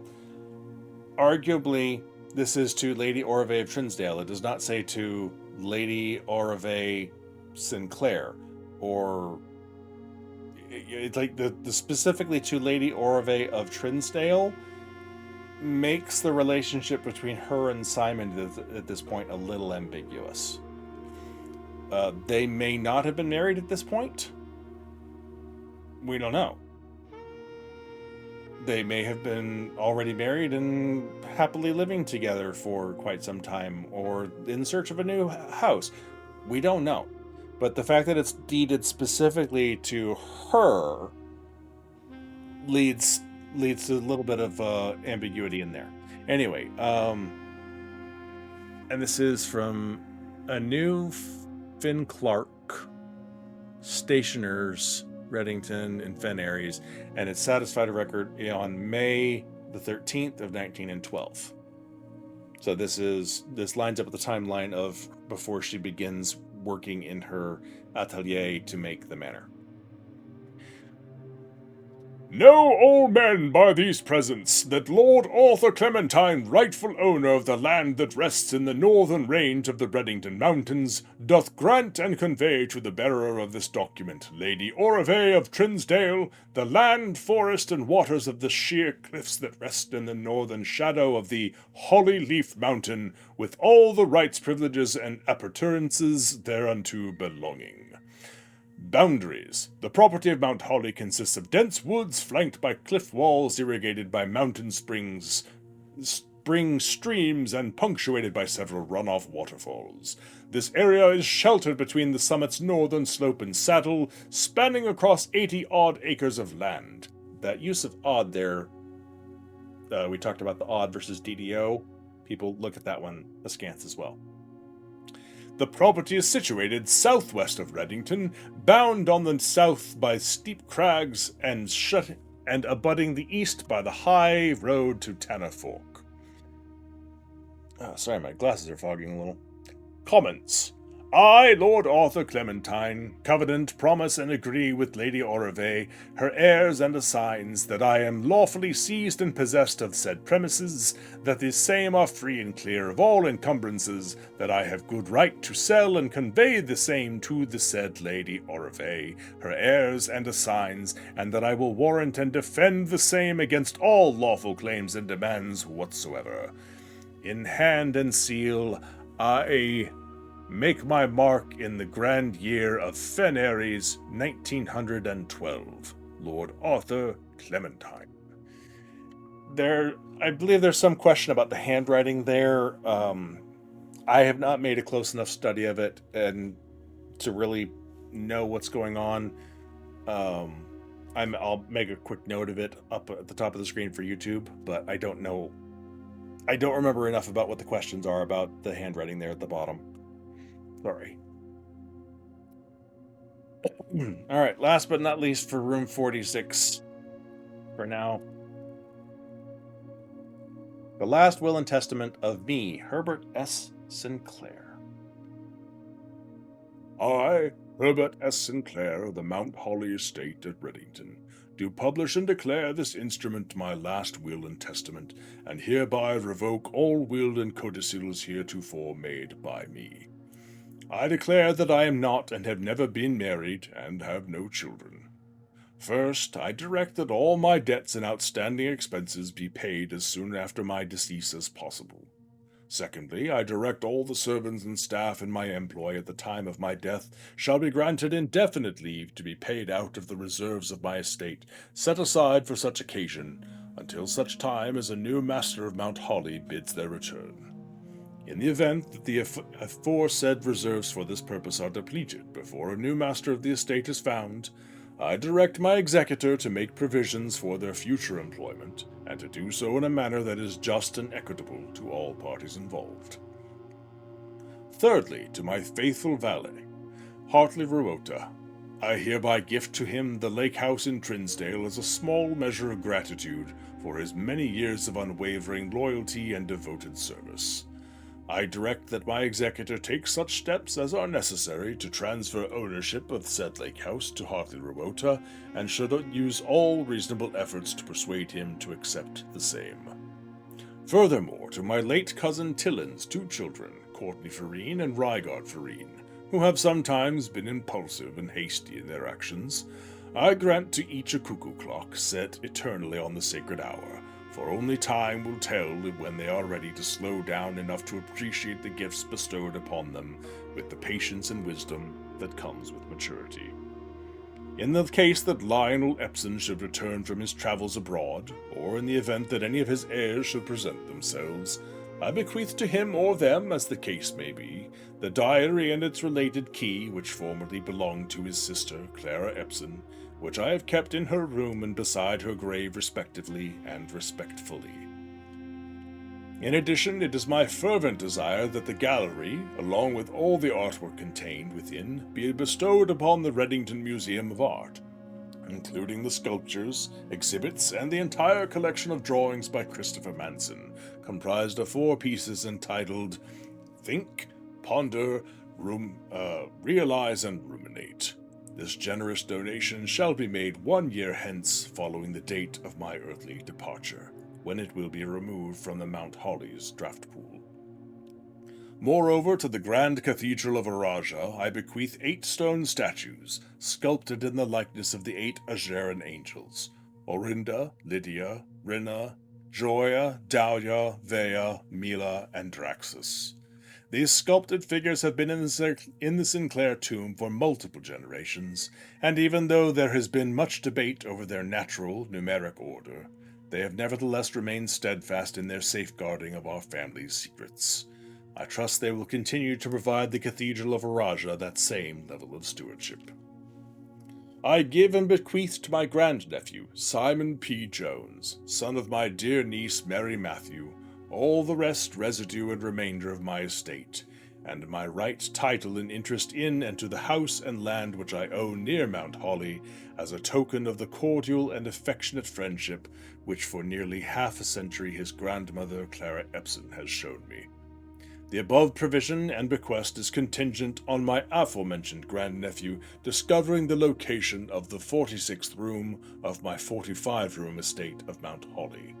This room, among other things of value, holds the physical deed to the entire estate, as well as many other personal effects and policies of insurance. The location of the room has been kept a secret from all the staff and servants of the manor, but I am confident that any heir worthy of the Sinclair legacy should have no trouble uncovering its whereabouts within a timely manner. Should my grandnephew fail to uncover this room or provide proof of his discovery to the executors of my will, then this gift shall lapse. And the above clauses on this page and provisions pertaining to that clause shall be considered null and void, and the rest of my estate shall be disposed of and gifted to the Orindian Heritage Foundation, under condition that the house be immediately winnowed and sealed with explicit instructions and allowances that the site shall not be reopened until the black flags are once again flying over Oris, or 110 years have passed since my death, whichever day shall come first. As one final gift to my grandnephew, Simon P. Jones, regardless of whether he finds room 46 or not, I leave and bequeath to him the original manuscripts of his mother's works that were produced here under the roof of her childhood home. These preliminary draft copies include red prints, which she wrote while visiting the estate during the brightest of her days, and a new clue which she penned here during the darkest. I hope that in the due time and in the natural order of things, you will come to be content as I have with what little of herself she left us. In witness thereof, I have hereunto set my hand this 18th day of March, 1993, Herbert S. Sinclair. A few things to talk about as we go through. Most of this is fairly straightforward, just setting up the grounds for what happens. Everything we'll be hopefully hearing from Courtney very shortly. We already have talked about Hartley and getting the gift. Lionel, we've discussed just him having left abroad to go on travels for some bizarre reason and then never hearing a peep from him again. Obviously, both the diary and the key are still here, so neither he nor his children ever showed up. The gallery stays here, as do the angels. They don't disappear after a year, so that's kind of a weird thing. That I don't know why that's there. There are probably theories about that as well. I don't know. Here you have the natural order of the angels. You just have to discover which is which, so you know what to do with the tomb, which we've already done, and discovered the manuscripts, of course. Let's see.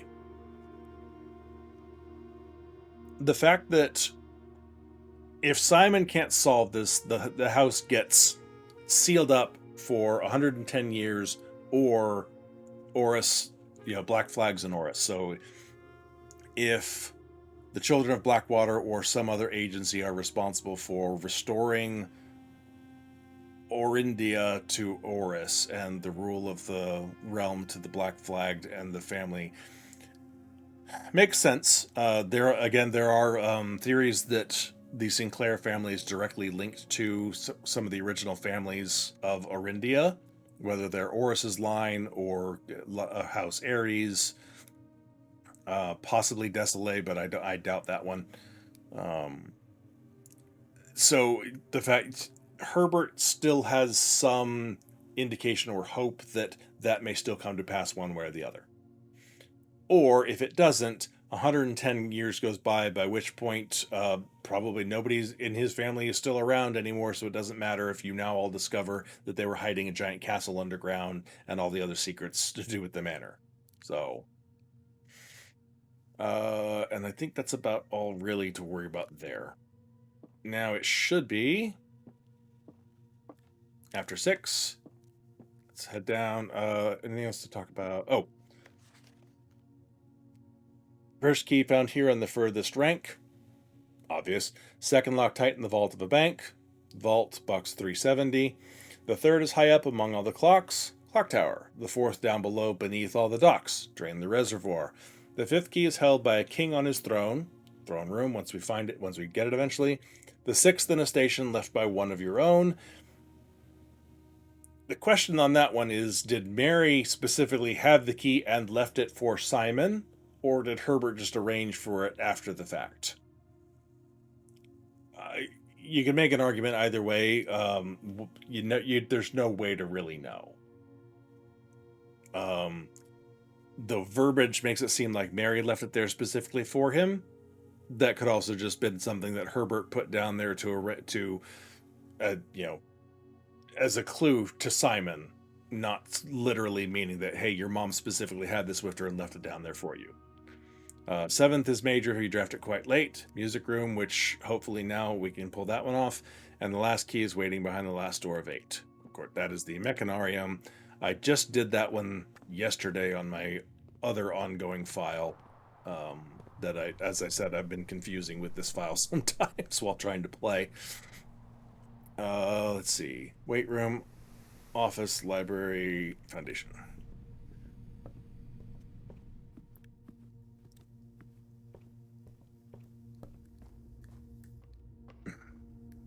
So we'll take this down, do the Sanctum, and then hightail it back out to the shelter. And that will be the end finally. Good lord. Alright, as is my normal custom, we're just going to do these from left to right.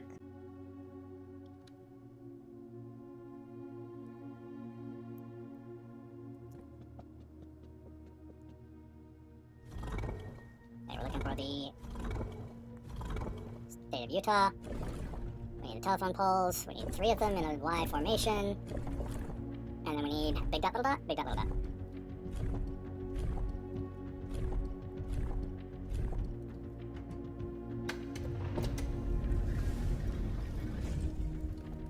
Alright.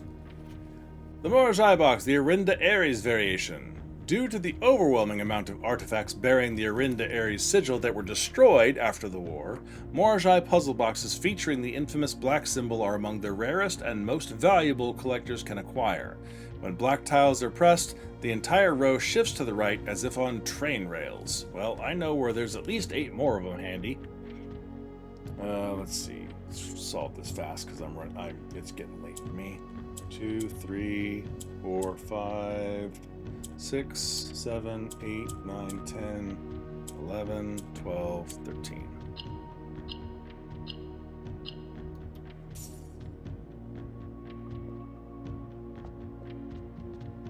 Alright, the picture here, there has been some debate over what that says. Near as I can tell, it says Reddington. Obviously you can't get in there with a magnifying glass, so free roam up and taking a better look at it is the only way to get a better look at what that might say. But I mean, REDDIN could be INC, so red ink ton. That's part of one of the debates. I'm fine with it just being Reddington. And then the statue of Vea, because Vea was most closely revered by the first era group, and so when this city was built and Oris had his capital here, etc., Vea would have been most highly revered, so it makes sense that there is a statue of her by the rail side at some point there. We get the crowned and scepter holding Orinda, who this specifically would be outlawed by the 6th era edict of Fen Aries, because you're not allowed to show with both crown and scepter due to its association with royalty. And the statues here presumably are the 2 sons and the daughter that the Orindia was divided amongst in the 2nd era to Orinda Aries, Arch Aries, and Eraja. So that represents the 3 of them. 8 realms in 8 months. The objective was simple enough, but in what order? What route? And where to start? Questions like these are the ones I tend to ignore, as planning has never been my strong suit. Well then, in the true spirit of adventure, I have departed, forsaking both map and plan, and as it happens, the road has taken me south. It seems fitting to begin the journey by visiting a fragment of the Old Kingdom, a landmark as black in realm as it is in name, and a story I feel closely connected to. Herbert. The landmark, of course, is the Blackbridge Hotel and Spa, but dealing with the Blackbridge itself, hence the postcard. For a while, when I was making the Blackbridge deep dive lore video, one of the options that had occurred to me was maybe the bridge you see on the Reddington map that spans between Reddington and across the River Aries or Arun or whatever the hell it is. Sorry, I'm tired. To get to Arch Aries, maybe that was the Black Bridge. That's why that bridge was specifically on the map. But I mean, he says right here, I left and I went south. So Black Bridge is south of Mount Holly. We know that much for sure from this. And I do my best to pinpoint where Blackbridge might have been in that video. So if you're interested, I recommend it. I think I did a decent job going through the Blackbridge lore. You tell me. But this obviously was sent from the Fen Aries postage, and the handwriting here I just realized, look, because I was looking at the F's and the K.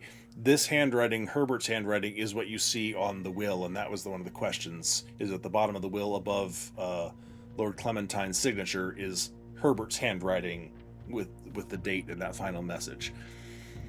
I don't know if that's supposed to mean it's a forgery, or if Herbert was involved, or if Tonda just had that font handy and used it. I don't know. I don't know of any coherent theories about why it's that way. But there is our first postage message of the Eight Realms tour. And now we can hightail it out to the shelter, go through the red letter there, and call it a day, finally. I will discover as I go back through editing if there's any rooms that I still missed and forgot to talk about after the fact. As usual, I guarantee there's some. I think I addressed them all, but I still could have missed them. I wonder if anybody's looked at the stars and tried to find if they can actually see any of the constellations up there. I was looking at the planetarium earlier tonight to see if I could see any. I didn't notice any, but I didn't make an in-depth study of it. I think it'd be cool if you could actually see the constellations somewhere. At long last. Okay, this one, the timeline on this was changed, and I know this, and this one was the bane of my history lore video, because I initially recorded it correctly in the right time frame in reference to the other events, and then changed it because I saw somewhere a different value, not realizing that the screenshot I was looking at was an outdated one, that they had fixed it back to what I had originally recorded it as. And so my history video is 2 years off on when I say this happened. And I did my best to explain it in the comments of that video and put an on-screen note to say, hey, nope, I screwed this up, check the comments, and explain why. But for the longest time, I thought I had screwed up and just totally whiffed on placing this. And it wasn't until I saw the notes, like within the past couple of months, saying, oh yeah, the date, the time frame was fixed in this letter. I was like, son of a motherless goat. That's why I was wrong. It's because I was using an outdated screenshot. When I checked my work, when I originally wrote it, I had it right. But anyway. Dear Uncle, the disappearance of my cousin Mary has long sat unfavorably with me and my father, and I will freely admit to you that the chilly airs of indifference you may have felt in my presence can be attributed entirely to the suspicions that I have harbored for these past years. Suspicions entirely aimed at yourself. And while I've never had the opportunity to prove it, I felt very strongly that you had some deeper involvement in those events 4 years ago. The circulating rumors of those months did nothing but further reinforce my convictions in this fact. Those of us that are once bitten are twice shy, and I am aware of the cost my aggressively aloof behavior has had on the social standing of our family. I do not apologize for my actions, though I am now willing to admit that the conclusions I reached may have been flawed. Last week I had a confidential conversation with one of our mutual acquaintances, a conversation that has shed more light on this mystery than all of my father's countless fruitless inquiries over the years. I now have reason to believe that you were in fact responsible for smuggling my cousin under cover of night across the red border to the southern seafront. And I believe this may have occurred in September, a full 7 months after she was reported missing, a date that coincides not with her public disappearance in February, but instead with the notable theft of the Ruby Crown. If the Blackwater insurgents were in fact responsible for the heist as some have claimed, I believe this scenario entirely plausible, and the fact that 2 of the Crown's 8 rubies have now surfaced has given me renewed optimism that she is still alive, safe, and finally free. Perhaps my willingness to accept such a sensational story betrays my own desperation. Desperation for answers, desperation for hope, and desperation for a narrative in which you are not the villain. In that distant land we all dream of, the land where the strangling crimson curtains draped across our sky are pulled back, and the windows and shutters of discontent flung wide open. In that distant land I pray one day to find our Marion safe, happy, and absolved. Courtney. This, of course, is Courtney Farine, the family member that he was mentioned in the will we just read about, that she's supposed to get one of the cuckoo clocks. Initially, this said 6 years ago, involvement in those events 6 years ago, so I had placed this in 1993, not 1991 when it actually happened. And so when in my video, what I incorrectly state is that this also probably was not one of the letters that Denny stole, because if it was 1993, that was after Denny was already gone. So this is presumably still one of the letters that he stole. The timeline matches perfectly fine with that correction on there. It's sort of unclear some of the circumstances here, why once bitten, twice shy, like why is she, what brought about that attitude on her part. But for starters, just really fast, addressing Herbert as uncle and addressing Mary as cousin, near as I can tell, based on the family tree, etc. Daughter of Herbert's cousin Tillin. So, which makes Courtney and Rygard Mary's second cousin once removed. So not direct cousin, but second cousin once removed, which of course then just gets simplified down to cousin. And as the daughter of Herbert's cousin, and again I just lost the reference there. Yeah, so it's Herbert's cousin Tillin, then presumably that is probably a close enough connection that they really may be actually cousins. That would make Courtney, like once removed, or I don't know, some other thing. He's not her uncle. He's like her niece, one removed, or some weird thing like, I don't know. But again, it seems they tend to just simplify and shorten, which is why, Herbert says your grandmother used to say, "Don't go where the path leads." That was actually his great grandmother who said that. And they say, he is referred to as uncle. He is actually great uncle Herbert. I mean, there's a tendency to just simplify that, which makes sense. It does throw some people off, though, when they're trying to figure out who this person is and how they fit in on the family tree. In the intro to the game, while Herbert's doing his voiceover, you pan past invitation of the dance recital and the photo of some of the family members. There's one large family gathering where it looks like a young Herbert standing kind of centered in the back. I haven't looked at it recently, and I don't remember if one of the people there also might look like Simon, his brother. But that presumably includes the part of the family tree that's not on the tree we see. So it's, maybe Orve's relations, or Tomas may have had a sister or something, so that effect. So the starting a branch of the tree that's not necessarily Sinclair's, that sort of thing. So that's where the relation comes from over there. And so my assumption is that group in that photo would include Tillin and maybe these two even. The confidential conversation with one of our mutual acquaintance. There's very few people, one would hope, that know about the heist and potentially Mary's involvement and Herbert's support of. I suspect that this may have been Randolph who she talked to, because Randolph is one of the few people who knows about both, and he's a very helpful sort of person, devoted to the Baron and his family, and so it's not out of character for him to have been talking with Courtney Farine and knows that, and she may have dropped a comment about Herbert in a bad sense, and Randolph's like, okay, look, I shouldn't be telling you this, but, and like gave her just enough information to get her off of Herbert's back and put him in a better light in her mind. That's the sort of thing that it feels like Randolph might do, given his devotion to the Baron and the family. The next highest person on my list was probably Kirk, who also had some indication of what was going on.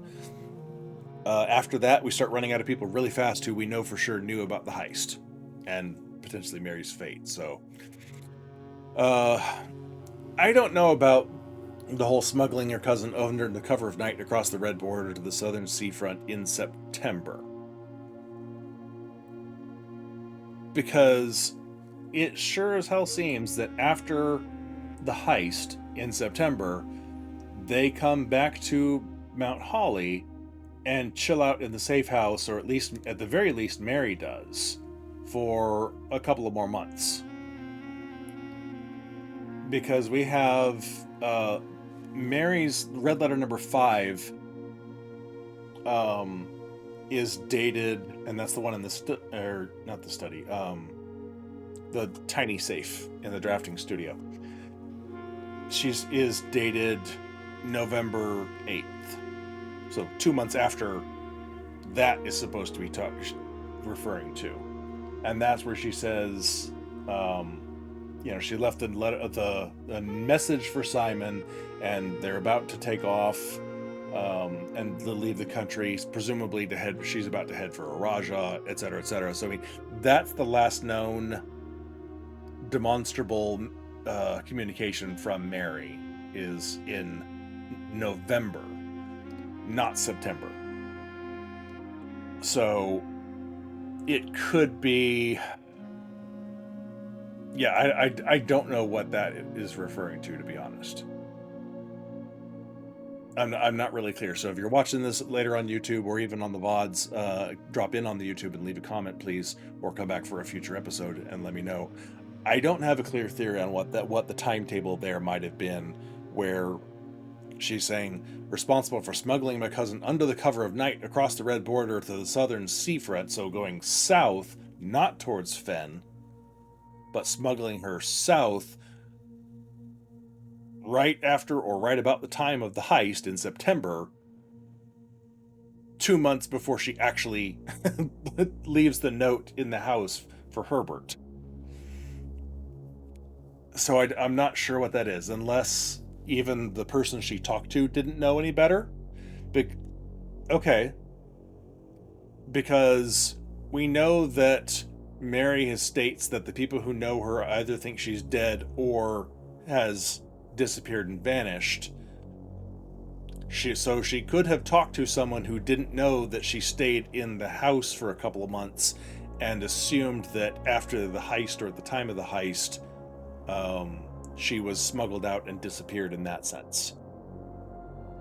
I'm not sure what she would then be why she immediately then ties it to Blackwater insurgents claim responsible, and that then the crown rubies showing up helps prove Mary's alive.